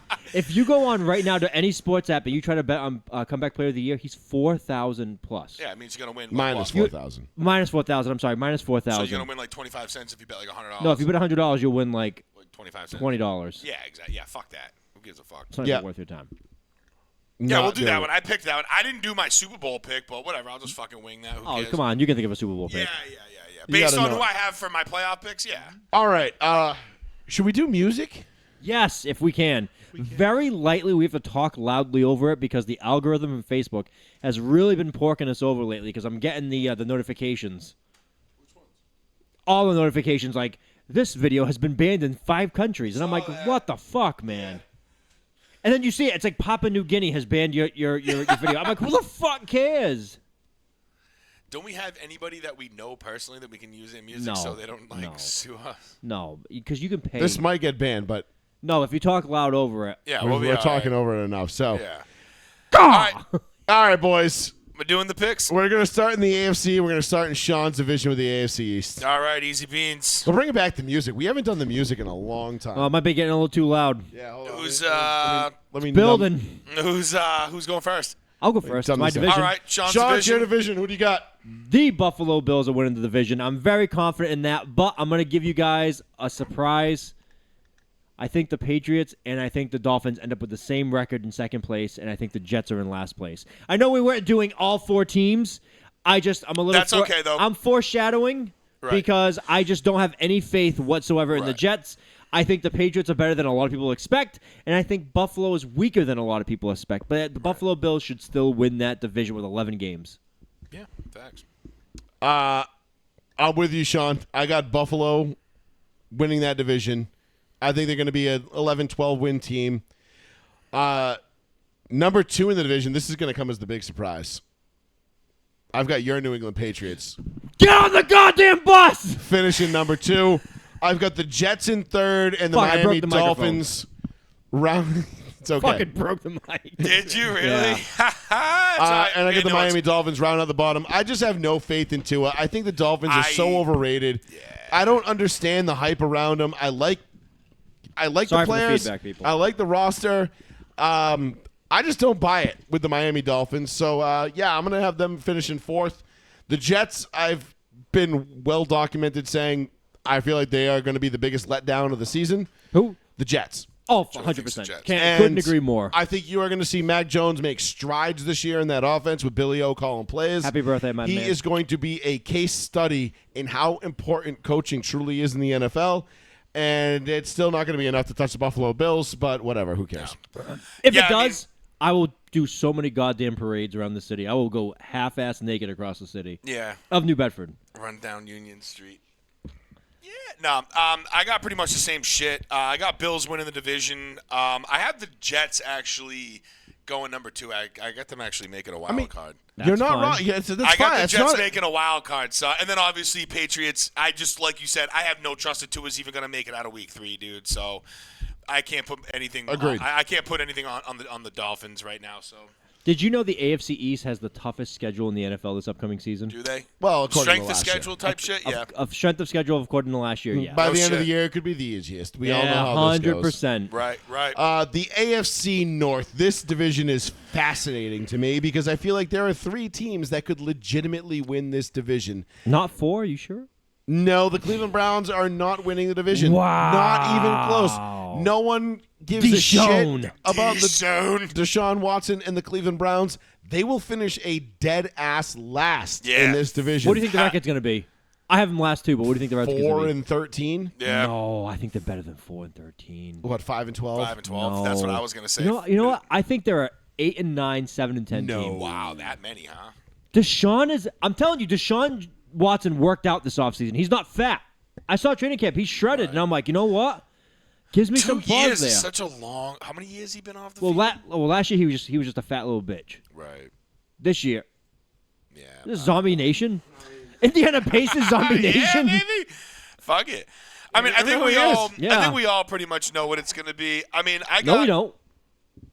Go ahead. I'll wait. I got the Bengals winning that one. Okay. As we all know, I got Steelers making the wild card, actually beating out the Ravens. I got Ravens third, and then the Browns. But as always, and as anybody should who does watch football and knows anything about football, you never or nor should you ever have faith in the Browns. So No one has faith in the Browns. I'm dead last. I've got Baltimore winning the division. I think Lamar Jackson, spoiler alert, is going to be your 2023 MVP. I feel like with Odell and the weapons he has around him and his – listen, I listened to an interview on Shine On Sports with Lamar Jackson the other day. He sounds locked in and as focused as he's ever sounded. He understands his weaknesses in his game. He's an extremely likable guy on top of it. And I feel like he is set to explode. Now, do I think Baltimore is going to the Super Bowl? Spoiler alert, also no. They are not. But I think they're going to win the division. I think Cincy takes the wild card, takes a wild card. Pittsburgh will finish third. A very close, really close to Cincinnati. I think that Pittsburgh team they're on the come up. This time next year, I'll probably be picking Pittsburgh to win this division. And then obviously the Browns round out the bottom because that's what they do. They suck. All right. I too have a little bit. We all have a different pick, okay? Well, me and Joey have the same division winner. I have the Baltimore Ravens winning this division. I have the Bengals missing the playoffs, though, as my shocker of the year. And the reason why is because I think the Steelers are way better. I don't like the quarterback. I don't think Pickett's a good quarterback.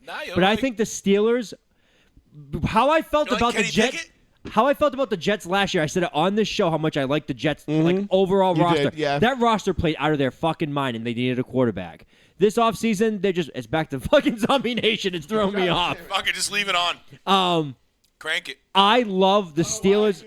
I love the Steelers roster. Yeah. I don't care for the quarterback. I like Kenny Pickett, and I think George Pickens. I think Kenny Pickett's too small to play quarterback. But if he's better than I imagine, I still think they make the wild card. I think it's going to be one of those year-end things. Bigger or smaller than Kyle If Murray? you no, his hands are really tiny. I know. His hands are really tiny. Oh, but he's come on. bigger.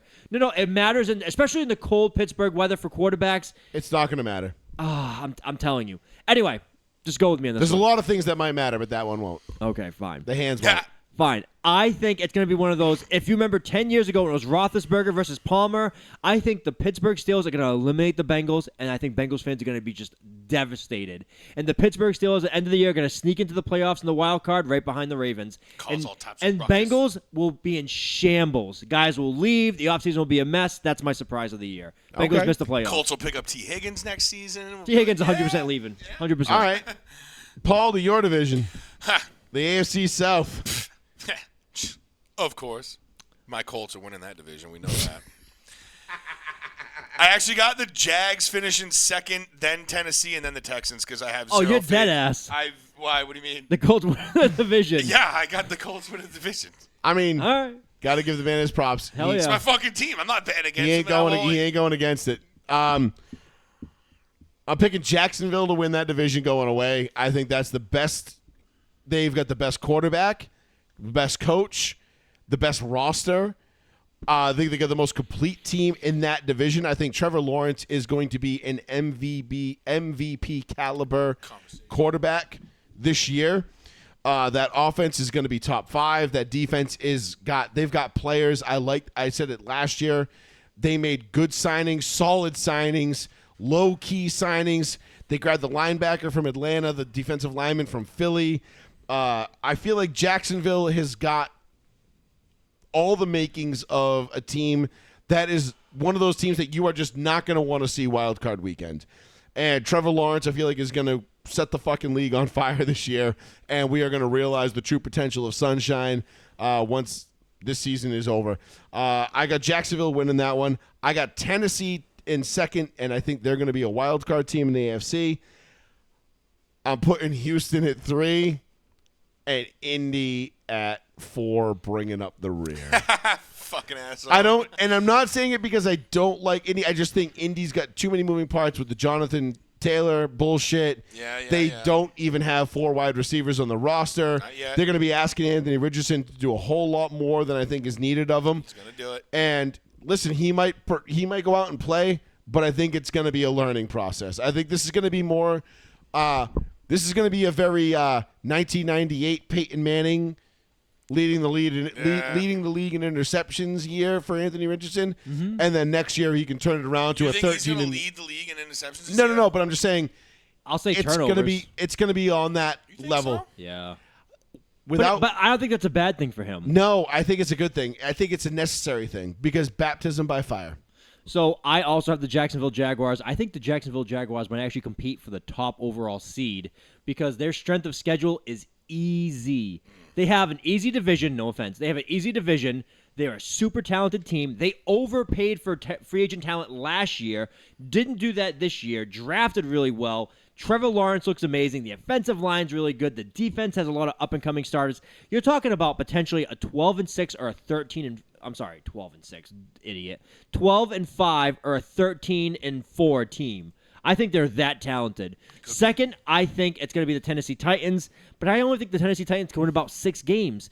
But I also don't think the Colts are that much farther behind. I think the Colts are a 6-7 win team too, and the Houston Texans, total rebuild again. Yep, dog You're shit. talking about the GM potentially getting fired at the end of the season. Again, Yep. that's former Patriot Nick Caserio. Yep. And they drafted, Total dog shit. 2 top 3 picks this year. They mortgaged the whole goddamn future. Fuck the Texans. I They hate they them. mortgaged their entire future in one draft. Yep. They have no first round picks for like 2 Yep. years. Yeah, it's because And they're betting the house. You know why I like? You know why I on like CJ. You know why I like Houston over the Colts this year? D'Amico Ryans. Well, that's all. That's just the coach. That's it though. But that's it. They Because don't have any talent. they didn't have any talent last year, and I feel like they're going to be It was better. dog shit. But I feel like they're going to be better this year with D'Amico Ryans and the way he coaches those guys up. And I feel like that's going to be there's a level of accountability now that is permeating the building in Houston. They still got a shit ownership. They're a shit tier franchise. But I feel like this year they can oust the Colts for that bottom side, that not be in the bottom seed.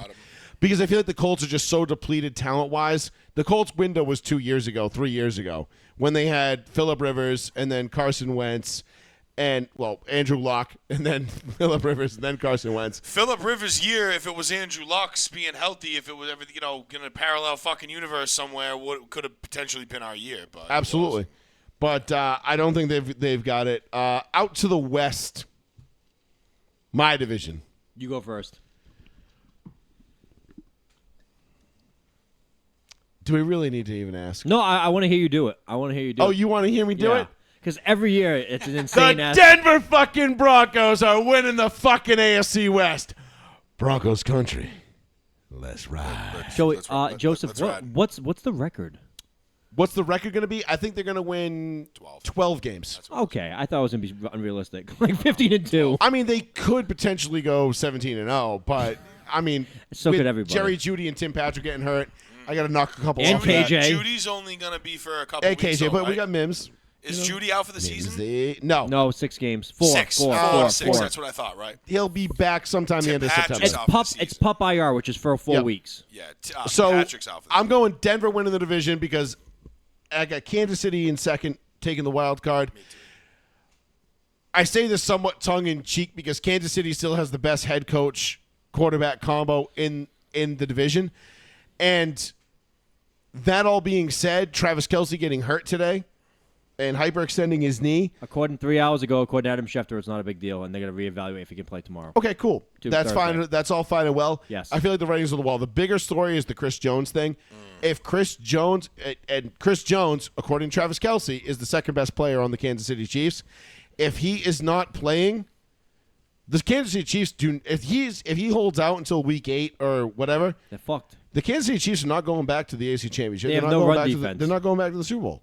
So I think the door is wide open for Sean Payton and the Broncos and Russ to bounce back. Strike while the iron's hot. And listen, the opportunity is there. I don't know if it is, but The Broncos are going to have the best defense in that division. Now, offensively, they're going to need to pick it up. We saw it last year. Struggle. But if they could have, really don't think they're gonna have a problem. but if doing they that with Sean if Payton. they could have scored, what was it, like 18 points a game in As the opposed first to 15, they in would the, have won in 3 the games. first 9 games, Yeah. they would have been like 8-1. Right. So I feel like the Broncos are probably going to. I mean, we got Vance Joseph back, okay? Defensive coordinator. Nice. All right. Wednesday On the practices street. are finna be fucking lit, son. All right. I got Denver, KC number 2. I got the Chargers in 3, and the lowly Las Vegas Raiders floundering around with Josh McDaniels and Chandler Jones wanting a trade and not wanting anything to do with that team anymore because that is the most that team is fucking imploding. crazy story. That because came out this everywhere Josh afternoon. McDaniels goes, it just implodes in a matter of minutes, and this is no different. Insane. Yeah. You want to go next? Yeah, there's no point. I have literally the exact same thing as Fats. You have Denver winning the division. I have Denver, KC with the wild We card. did not and talk about this at all. No, Okay. and then I have Chargers and then Raiders at the end. Okay, I swear to God, I did this all at home today on my phone doing my shit. I do not have. Sorry, no offense, Joey. I like the Broncos a lot this year, but I don't. Just like my Patriots, I don't think they're gonna win against Kansas City. I think Kansas City will figure it out. I think Chris Jones will come back. I think they'll cave. I think they'll give him the money. Yep. I think they'll. You have Patrick Mahomes, who always figures it out on offense. Right. I still think the Chiefs win the division. I think the Broncos are still 10, 11 game winners. And I Yeah, think that's a yeah. wild card spot. I think Denver, because I've said it all along. I said it even before Joey wanted this to fucking happen. If Denver gets Sean Payton, that's a legitimate head coach. Yes, it is. Even the years he was with New Orleans, and the New Orleans Saints had no fucking business being a good team. Right. They made the playoffs all the time, and all you needed was just consistent play, smart play, thinking ahead. Sean Payton always gets the job done. Always. He will get the most out of Russell Wilson. He'll rejuvenate that man's career. He'll figure it out on offense, and that defense is already great. Right. So, again, I essentially gave out my 7 AFC playoff teams by how I talked. Chargers are in third place because I just don't think Justin Herbert's enough on that team. Sorry, Well, not because sorry. Brandon Staley's a fucking idiot. Yeah, he That's sucks. the only. Who, by the way, I've been calling him Joe Staley for like the last, I don't know, like. He's an offensive tackle. It's fine. Yeah, I know. Like, but you guys never Yes. correct me on it because Whatever. it It's was like his when brother. it was like when I would call Deshaun Watson, Deshaun Foster. Deshaun Foster all the time. It was fine. I And already you knew who guys- you're talking yeah. about. Not Joe Staley, Brandon Staley. He's a fucking idiot when it comes to being a head coach, Right. and he is going to handcuff the Chargers to no end. That's why it was And a that's hard why division, dude. I just don't. I don't see. And again, it's the Chargers. 90% of their starters are going to be on IR by week 8. Right. Well, super talented team. I mean, maybe not super talented. Well, yeah, Even, they got but pretty solid. even though they're four- super talented, all right, let's just real quick from 2002, or from 2000 to now, who would you say had the better roster, the Broncos or the Chargers? The Chargers. You're talking the Phillip Rivers years, the Sean Merriman, Yes. the Nate Catings, Yes. the Daniel Tomlinson's. Averaging? Yeah, absolutely. Yeah, absolutely. The I would Chargers say had the the better Chargers had fucking better roster. names. Absolutely, they did. 20 out of the last 23 years, they've had the better roster. The only 3 times they didn't have the better Manning. roster was Fucking the Peyton Antonio Manning years. Gates, No, Manning. And yeah. guess what? Their record is against us. Sub 500. I bet. Because they can't beat the Broncos. So guess what I think? Guess how I feel about the Chargers. Puh.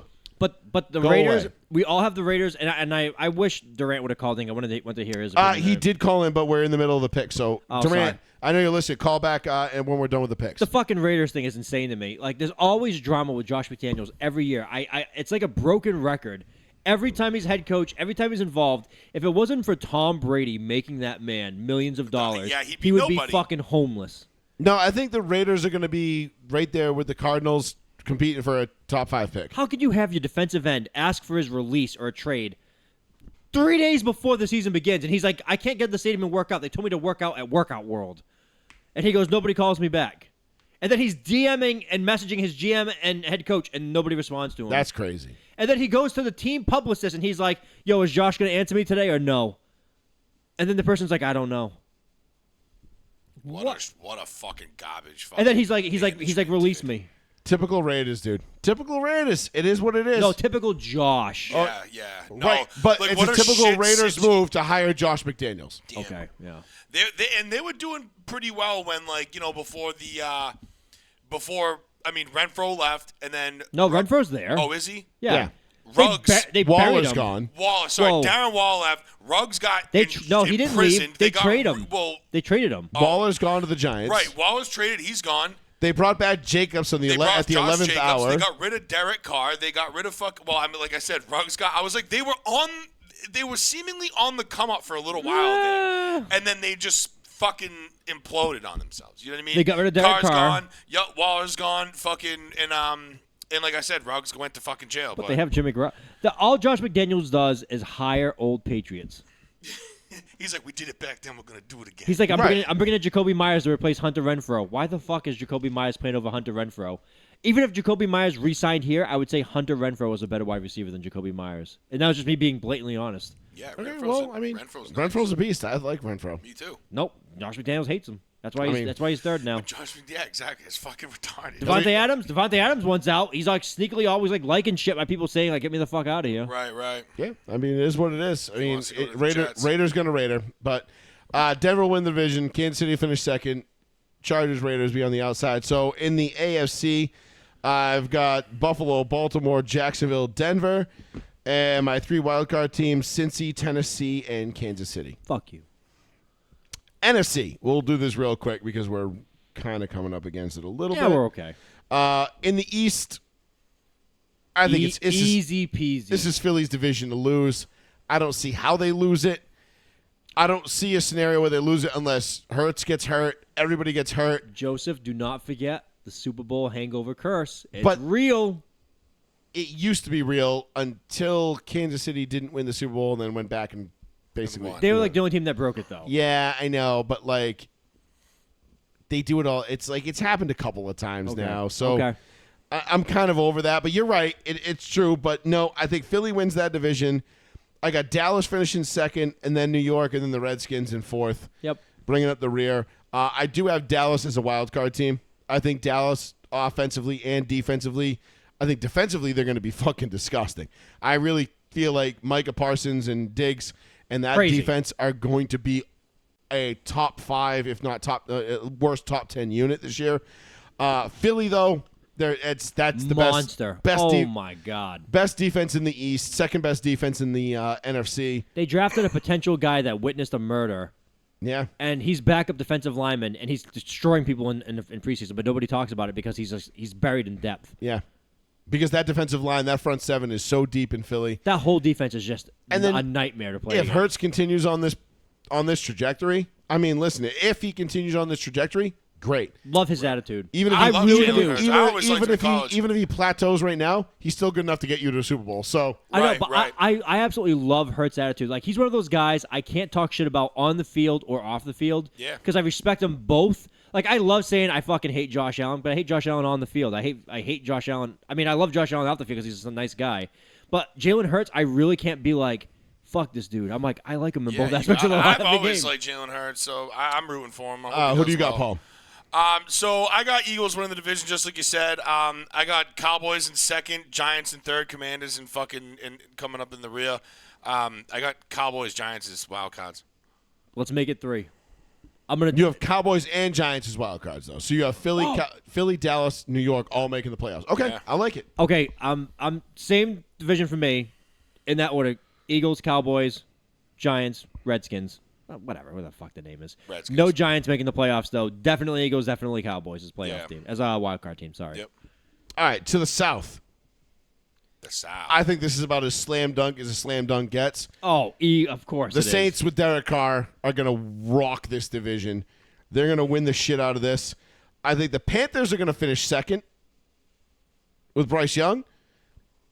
I'm just saying, I feel like that with Thielen and Ron Rivera, I feel like that's a well-coached young team that can do some damage. I think Atlanta's going to be a close third, though. I'm not counting out Atlanta. If like Atlanta, Carolina flip-flop for the second spot in that division, I wouldn't be surprised. Tampa's bringing up the rear. I think Mike Evans will probably be gone before the trade deadline to a team that needs a wide receiver to get them over the top. Please, New England. Please. Why Bill Belichick Please. hasn't traded for him already? We don't even Like, have a fourth receiver on our team. We could use him. Yeah, but I don't think I don't have but number one you don't anything. you don't want Mike Evans in $100 million contract. Yeah, no, definitely not. Plus he's over 30 you're now. going to be like kind of in the Rams boat, where you're like, we need Odell and we need him now, and they're like, all right, you can have him. Right. Here's a first round pick and give him all this money, and they're like, bet, and they go and win a Super Bowl out of it. You know what I mean? Like what you would. That's who's going to get Mike Evans this year. New England, I think, would be a great fit for Mike Evans. I mean, you think you can match Jones Mike Evans? I think all of a sudden that offense with that running game becomes extremely efficient and elite. Neither here nor there. Mm-hmm. That being said, the Saints walk away with this division. Derek Carr is far and away the best quarterback in that division. He's in the best situation with Michael Thomas, Alvin Kamara. Kamara suspended for the first 3 games, but that's okay. But eventually, and then Chris Olave. I feel like Derek Carr is going to finally be given the chance to flourish as a quarterback in the National Football League. And I think low-key, if you're betting MVP odds, Derek Carr might be longish odds, but I think he might be good long odds. Ooh, I don't. That's not bad. I never thought of Derek Carr, but I agree with Joey. I'm going second. The Saints slam dunk. I think the second team could be the Falcons because I have zero faith in the Bucks or the Panthers. I think know. both of those teams are such rebuilds. There's such a toss-up between them There's two. such rebuilds The right now. only reason I that I'm have- saying the Falcons might be second. The only reason I have faith in Atlanta is because of Bijan Freeze Robinson. Right. I'm pretty much the same way. I got Saints number 1. I got Falcons number 2. Panthers, Bucks, you could switch out. The only reason why I would put Bucks over the Panthers is because fucking Bijan Baker Freeze. is fucking Baker, man. Bijan Freeze Robinson. Shut him down.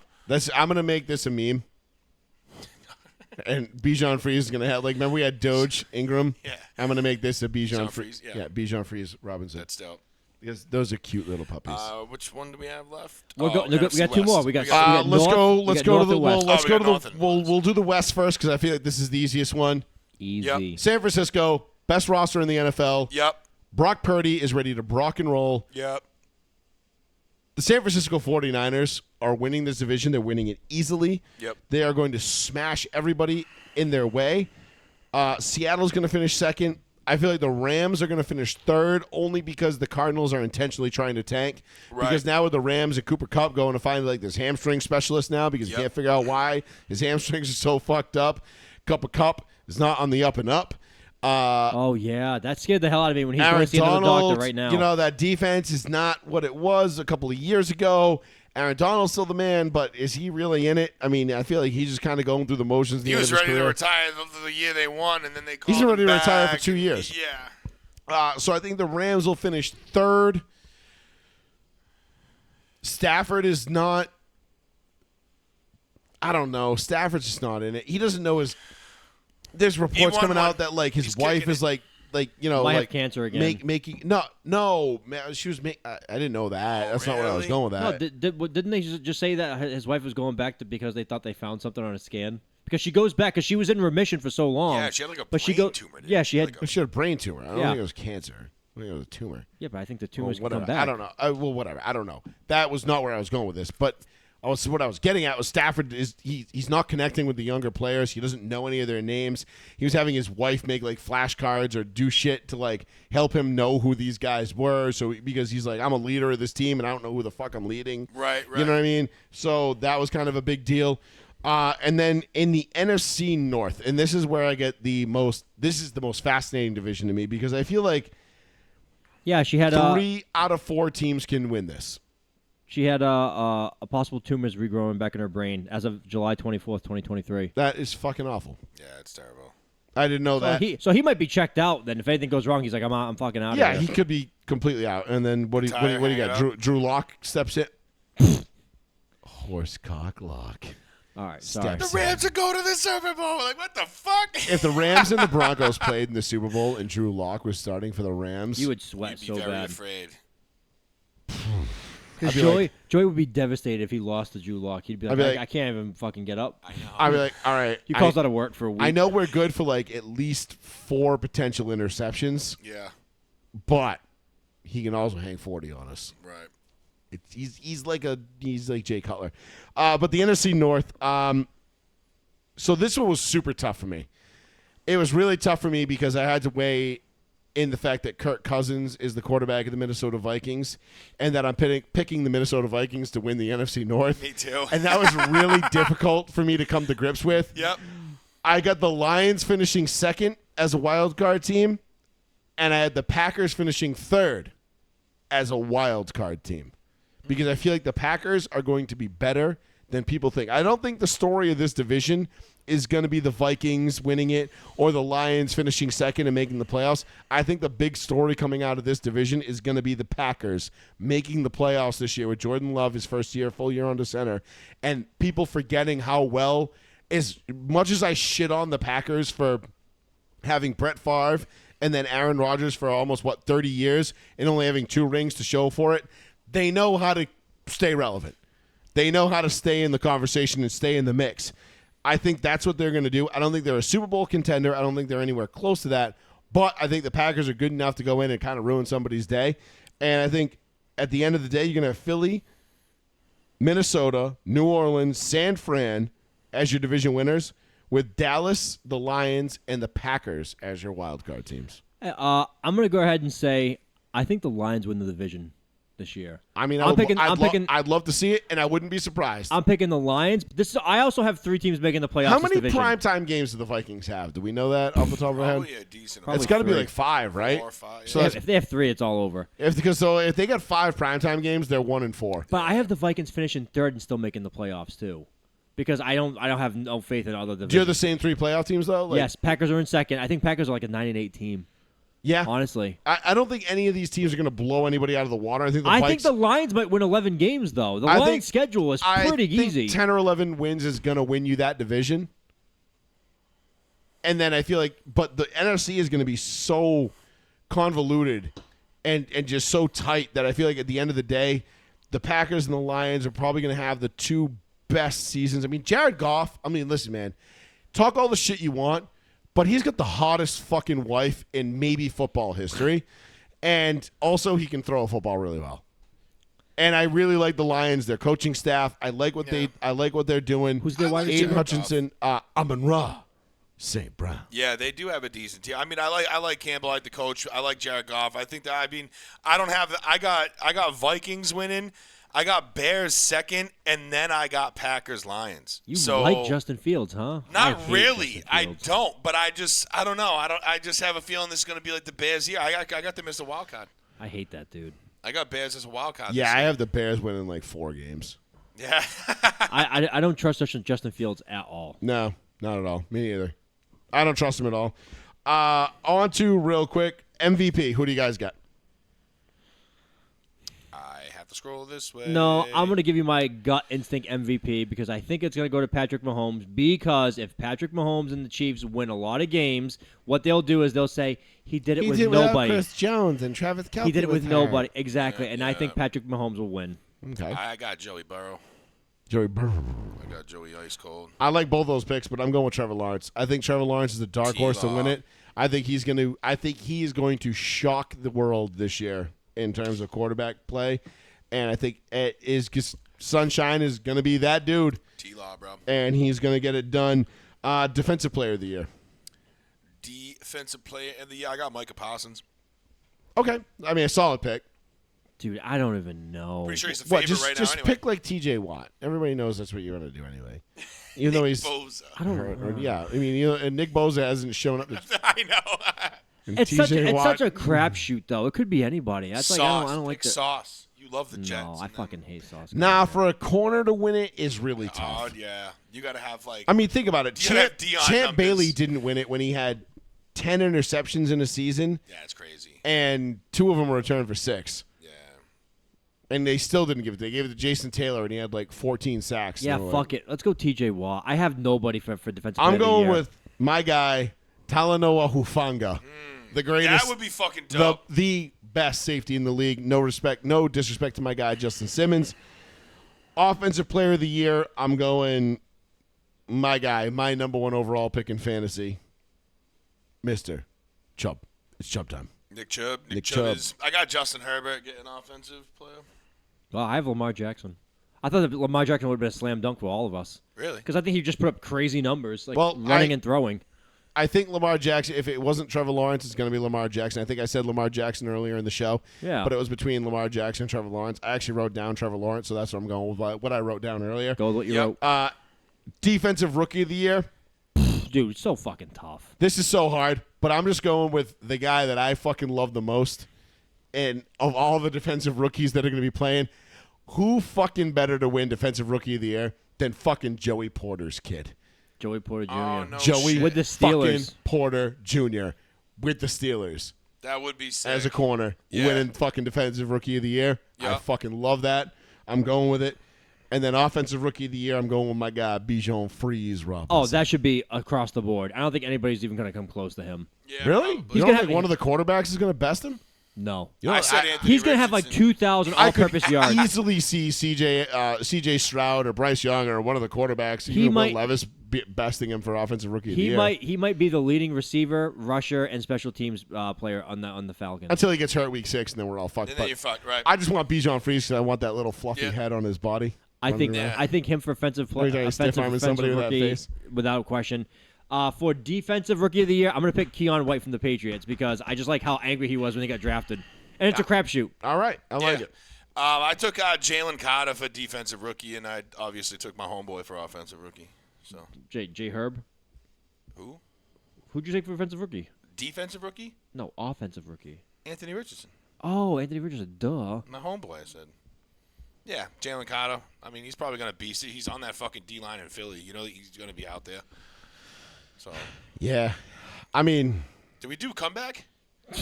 comeback player of the year. Yeah. Hands down, Russell Wilson. DeMar.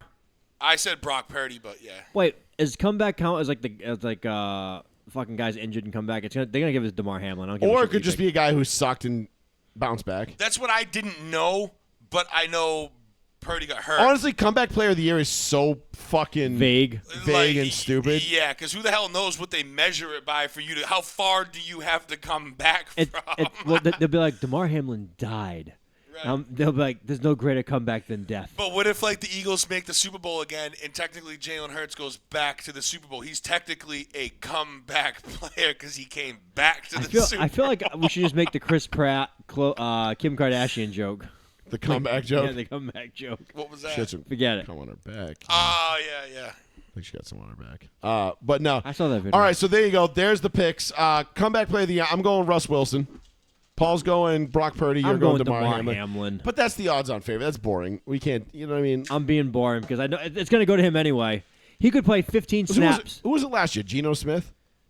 Was it? Holy shit. Yeah, I mean, because it was just a guy who's like, I rode the bench for a little bit, and now I sucked, and now I came back, and blah blah blah, and whatever. It doesn't matter. Who gives a shit? Yeah.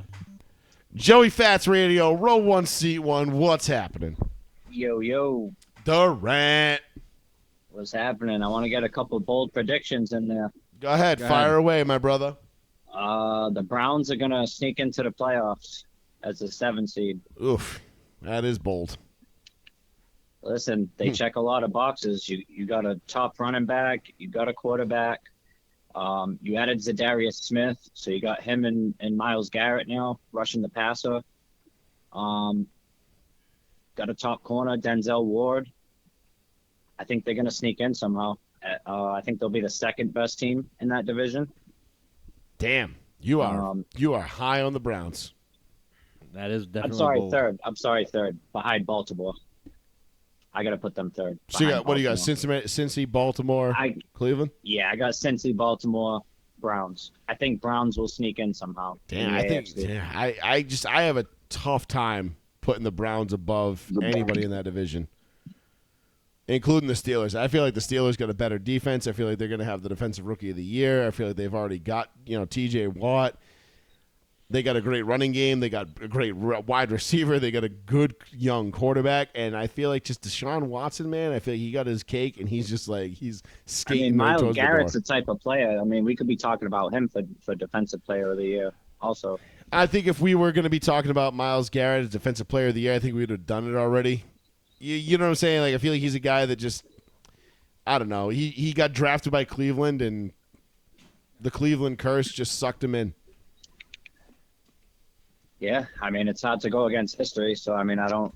But I like it. You're going out on a limb here. It's a bold prediction. That's why Yeah, it's a bold you prediction. did preface it with that. It's bold. You're not saying that this is a slam dunk. You're not. Yeah, I got you.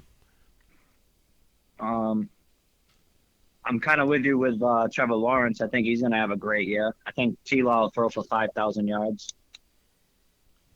I don't even think it's going to be so much the yardage as I think he's going to account for like 45 plus touchdowns. Oh, he's phenomenal. I don't know if he'll go that high. I think he'll be in the 30s though, and he'll throw for Well, I'm 5,000. saying running and He'll receiving. be efficient though. I think that the interceptions will be low, and I don't argue that he could be in the MVP conversation. Absolutely. Yeah, I think he'll be in the conversation. I don't think he'll get it, but I think he'll be there. I think it's going to be him. I'm sorry. I picked Trevor Lawrence to get it. I think it'll be Trevor Lawrence will be MVP. I think it's going to be him, Mahomes, Jackson, and then I like Jalen Hurts in the conversation. I think Philly's locked and loaded, man. they are. That roster is fucking stacked. I don't sleep on Jalen Hurts as an MVP candidate. No, I think he could be a dark horse for that. I definitely think he could be. I wouldn't see it. I think him and Carr are kind of two guys that would be like long odds, but have a good shot Carr of would winning be it. some great odds for sure. And I don't think you'd be that stupid to put money on Carr winning MVP. I mean, for the first time in his career, he's going to have a defense ranked inside the top 20. Yeah, maybe even 10. Saints Yeah. always have a good defense. I mean, they skunked us last year, 24-0. And DA knows defense, Right, Carr couldn't figure out that defense at all. Genius Josh, he had no answer for it last year against the Saints defense. We scored 0 points. That is true. I remember. I do remember. But yeah, I got the Chiefs winning the division. It's just tough to bet against. It Patrick is tough to go. Mahomes. It is tough to go against them because they got the best coach, they got the best quarterback. They still, no matter He's what, the face of the NFL. It's just what yeah, it is. no matter what, they've got a great team. You know what I mean? But I just feel like if this holdout with Chris Jones That's a big question mark. Goes Completely deep. agreed. if that goes deep into the season, like if he holds out till week 8, I mean, the Chiefs are going to drop some games. They're not going to get home field advantage. They're not going to be in the AFC Championship for the first time in Pat Mahomes' career. And I feel like they're going to come up short. And it's, Travis Kelce said it on his podcast. Chris Jones is the second best player on the Kansas City Chiefs to Patrick Mahomes. Yeah, he's probably the best defensive tackle in the league right now. I mean, he's an absolute animal. Right there with Aaron Donald and So, few and of the other guys. judging by what I've heard based on the contracts, I think the Chiefs offered I think it was $24 million. Aaron Donald got $30 million. I think Chris Jones is asking for $28 million, splitting the difference between what the franchise tag would be or whatever it was. He said they're $4.5 million per year apart for the 2-year guaranteed deal. And there's been no That's a movement. little bit of change. That's a little bit of change. Yeah. That's some That that's made me some laugh, that's you know. some serious dough. Yeah. But I do have the Chargers putting it together this year. I think the Chargers will find their way to 10 or 11 wins, and I think they'll be second in the division and get a wild card spot. If anybody but Brandon Staley was coaching that team, I'd 100% be on board. But Brandon Yeah, I think they Staley have enough might be the talent. worst coach in the. Brandon Staley was the second worst coach in that division last year. Because think about it, I mean, you guys said it yourself. Half the roster will be hurt by halfway through the season. But what if they're not? But they You know will what I'm be. saying? Brandon Staley will make sure they get hurt. But Brandon Staley will be playing guys in Week 17 in meaningless games and getting Yeah. Keenan Allen hurt again because that's what he does because he's a fucking idiot. Yeah. I mean, I'm not going to bank on injuries. I think Herbert's a top quarterback in the league, and I think they have enough talent to put it together and have 10 wins. I mean, both sides of the ball, they're loaded. Joey Bosa, Khalil Mack, Derwin James. Go on the offensive side, Eckler, Mike Williams, Keenan Allen. It's enough. It's enough. But I want to know how many weeks are you going to give Josh McDaniels before you openly start asking him to be fired? I don't know. ESPN has him being the first coach fired. That'd be great. I mean, Jesus, there's already bullshit going on. The season hasn't even fucking started yet. You know what I mean? That Chandler Jones shit came out of the fucking right field today, and I never would have expected Chandler Jones, who would they've been together all since New England. Chandler Jones this motherfucker just doesn't respond to me. That's crazy. I still think, sadly, we'll get 7 wins, and it'll be one more than last year, and he'll keep his job because of that. Oh, I think That would be a joke. I think if he gets 7 wins, I don't think he'll stay on as coach. That's not going to cut it. I think Davis will give him the In 4 Oakland, years. it will. I think he'll give him the benefit. If he gets to 7 this year, I think he'll get the benefit and get the 3rd and 4th year, or at least the 3rd year. I just at this point, when he inevitably fails in Las Vegas, I know Belichick's going to call him and say, "Come back," and I'm going to fucking hate it because I'm just so sick of that experiment. And every time he comes back, I'm But just it works, though. For your offense in New England, it works. no, it doesn't. I've been so sick of that offense with him. And I'm like, here it comes, a fucking screen out of the backfield on 2nd and 10. I know. I'm so sick of winning 6 Super Bowls. God Oh, damn. kiss my ass. You Yeah. know for then- damn sure what I mean by that. I have the Bills winning that division. Yeah, that's an easy call. Yeah, I mean, The barring Bills lose the division, that's a shocker. I think the Bills come out. I think they're going to beat the Jets on Monday night, and I think it's going to set the tone for the rest of the the year. real battle of New I really York. feel like if Damar Hamlin didn't, almost die because he didn't actually die because he's still alive. Yeah. But I feel like if he didn't almost die on that Monday night game, in that Monday night game against Cincinnati, I really feel like that game. I feel like that took the wind out of the Bills' sails, and I feel like if you replayed that game without that incident in that playoff game, I feel like the Bills beat the Bengals as loose as the Bengals were, and they go on, and who knows what happens from there. But yeah, I think Bills it's are a good team. just My it's the bold- Bills' bold division to prediction is- lose. I think that's the only team that makes the playoffs in that division. I think the other 3 miss. I mean, I could see it. the AFC is about as I mean, see them all around 7 to 9 wins and just missing out. when you look at the AFC, I mean, there is 9, 10 teams right now in the AFC that are legitimately thinking they can win multiple playoff games. You know what I'm saying? Like when you think about Right. the Jets, the Bills, the Dolphins, the Chiefs, the Chargers, the Broncos, the Bengals, the Ravens, the Steelers. Like that's 9 teams I just named off the top of my head. And I'm sure the Jaguars. Like there's 10 teams right there that are thinking like, okay, we're gonna get in and we're gonna win 1, maybe and probably 2 playoff games, if not more. Yeah, I'm surprised you guys aren't sold on the Bucks. You guys are all pretty low on the Tampa Bay Bucks, huh? I think they could be the second best in that division over. With who? They have no players. They still got 2 top receivers. I mean, I know, but Mike Evans is probably going to be gone. Before the trade deadline. And Godwin's I knee don't is know. like I'm not shameful. sure Godwin's Baker hurt. Mayfield's all that bad. No, Baker's not bad. I don't think Baker's going to be the problem, but he's not going into a good situation.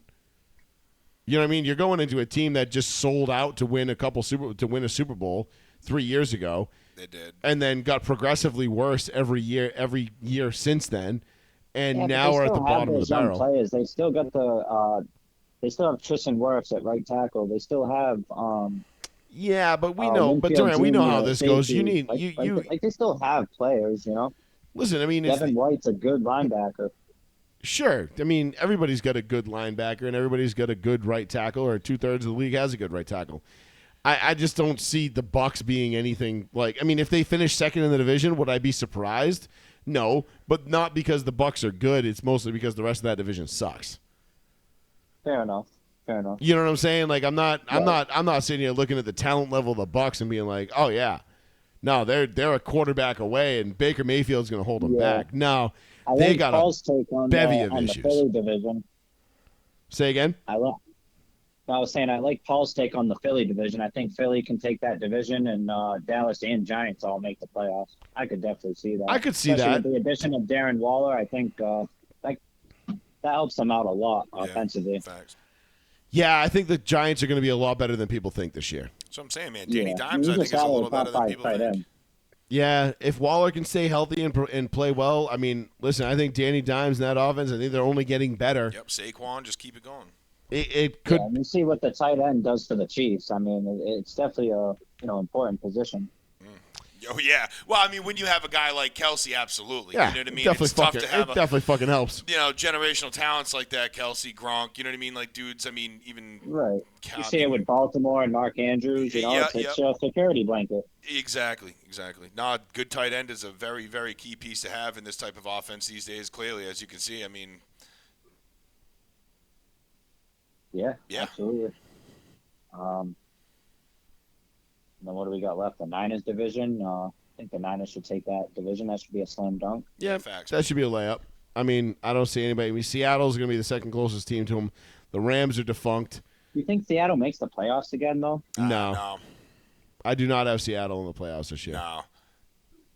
Gino came out last year I with don't, his. I don't think so either. You know, Yeah, he had Gino- that fire under his ass, getting another Especially if you got star, and three that shit's teams from gone now. Philly's division making it, which I could definitely see Philly, Dallas, and Giants. I don't think that's a stretch by any means.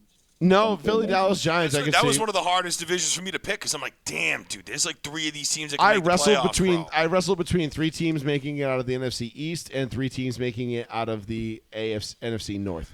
I went with the NFC North because I feel like the Packers are a better run organization than Dallas or the Giants, and I feel like the Lions just kind of have more top end talent, more fire, a little bit like they're 1 year removed from the Hard Knocks disaster. And I feel like you don't think that's there for the Vikings to take it? Oh no, I think the Vikings. I picked the Vikings to win the division. Oh, okay. But I got the But Lions and that's kinda I got the where I'm at Lions and the with it, too. Packers as wild card teams. Yeah. And I think I had Philly and then Dallas as a wild card team as well. Yeah, I could see the Lions sneaking in, but I don't know about Jordan Love in his first year, and I don't know about the Bears still either. No, the think Bears. I like I'm the right now. Lions a little Until better. I think I'd until have I'm to go proven Lions otherwise, the second. Bears are dead to Not me. one. Yeah. I think Green Bay and Bears take take it kind of slow. Unless the ghost of Nathan Vasher starts returning kicks. Oh, then, shit. You know, Nathan Vasher to the 40. you know, or missed field goals, whatever. Nathan it was. Vasher to the 30. But yeah, no. So yeah, I think that's pretty much it. Durant, we're wrapping this thing up real quick. So thanks for the call, Yeah, bud. no doubt. Yeah, good stuff, man. Talk to you in a bit. Yeah, we'll talk to you in a little bit. All right, sounds good. All right, Later, bro. boys.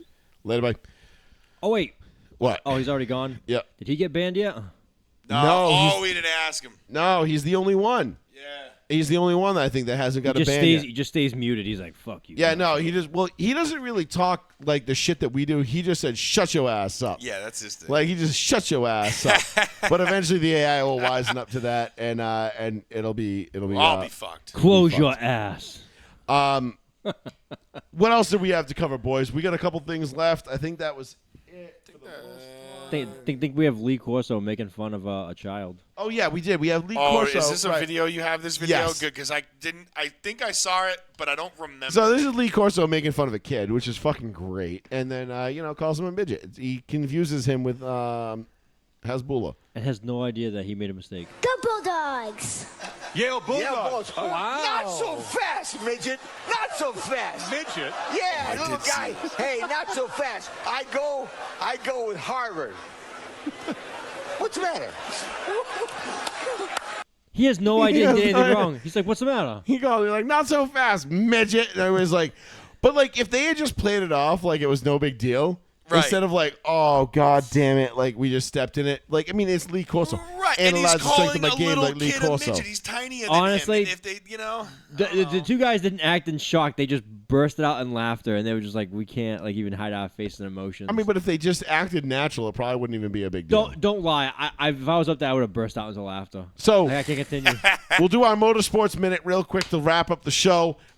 Formula One, Max Verstappen won his 10th straight. Paul's boy.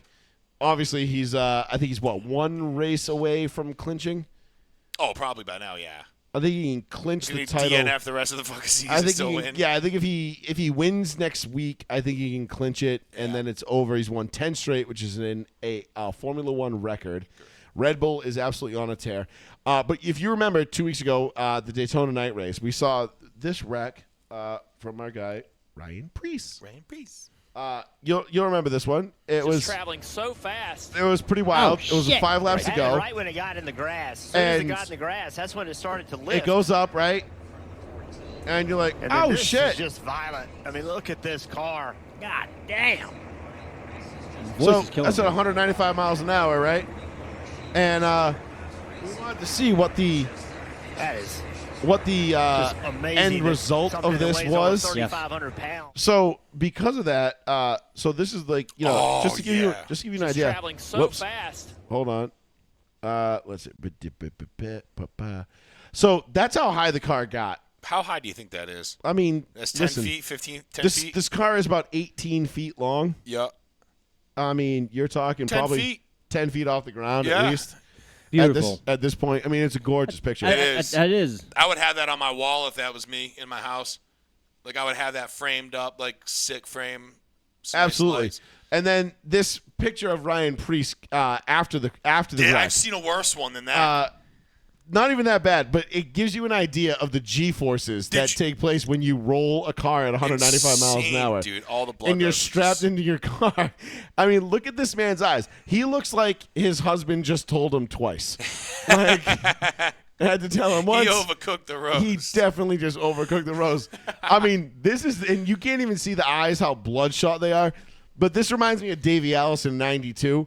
You know, when he came out of that Pocono wreck and everybody was like, and they're like, oh, let us see your eyes, let us see your eyes. And he was like, hi, you can look at him, but you ain't pretty. And he takes the glasses off and his eyes just bloodshot as fucking black and blue. And he's just like, yep. Yeah. And then there's another one of Ricky Rudd where he actually used tape to tape his eyelids open because he wrecked at Daytona in one of the twin 125s. Yeah, And he had to tape his eyelids open for the 500 that's great. Jesus. to race because his eyes were so swollen.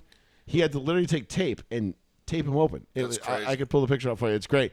But when people tell me like, "Oh, NASCAR is not a sport. These guys aren't athletes," man, these dudes go through fucking more beats and more abuse on their body than any fucking soccer player. Yeah. You know, which, by the way, I thought of this while I was in the shower earlier. Would it not be fucking genius? Because you have people like Megan Rapinoe, these fucking morons that want men to play women's sports, transgender men to be able to play women's sports. Why don't we all just identify as women, go out, make the women's national team, and then when the men win or go to the World Cup or whatever, we can half their fucking money. Right. Why are we not doing that already? And then we just remove all the women from the team because we're men, so we're better. Fried. Oh, who gives a shit? I'll throw on a fucking wig and dress like Randy Macho Man says. I can't tell you how free I feel. I mean, like, I could definitely. It's soccer. How fucking hard can it be? Yeah, you just be the goalie, bro. I can fucking kick a ball into a 2-car garage. It's not that fucking difficult. Like, who gives a shit? I guess Well, didn't the women's team get like absolutely annihilated by like a bunch of 15-year-old kids? Yes. But if I was that 15-year-old boys team, I'd be like, I'm a chick. Yep. I want to try out for the women's national team. Yep. And then, like, you know, like, I mean, it would suck for, like, you know, Julie Ertz and all these girls that, No, like. she can stay. No. She has like one woman on the team. Sure, fine. She can be the captain. Yeah.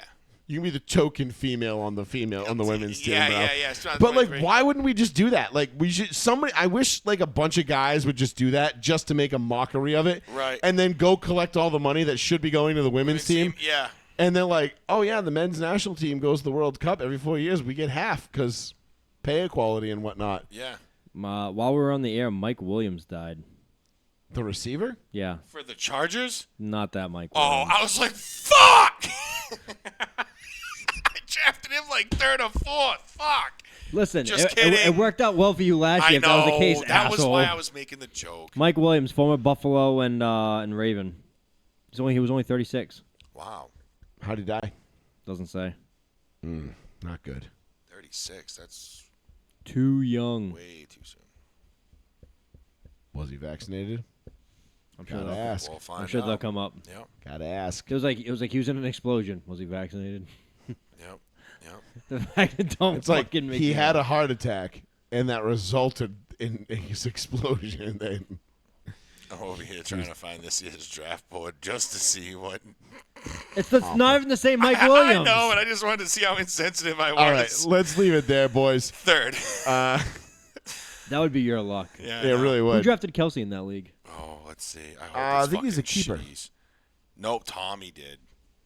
You drafted him? Tommy got him. First pick round. one, first round. Yep. Yeah. Oof.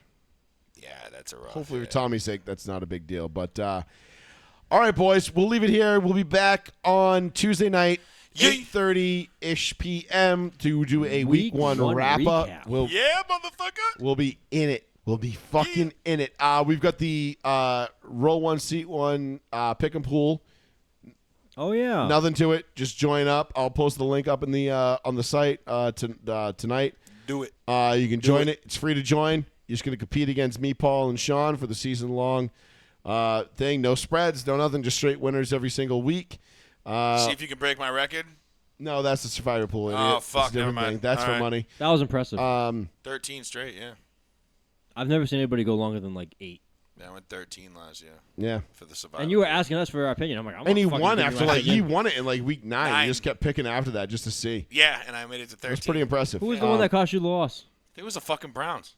Wow, shocker. Wow, Yup. shocking. That was like motherfuckers. The Browns fucked you. No way. All right, but we'll be back next Tuesday night. Joey Fats Radio, row one, seat one, for Plizzy and Mr. Betancourt. I am Yeah. Joey Fats. Enjoy week number 1 in the National Football fucking League.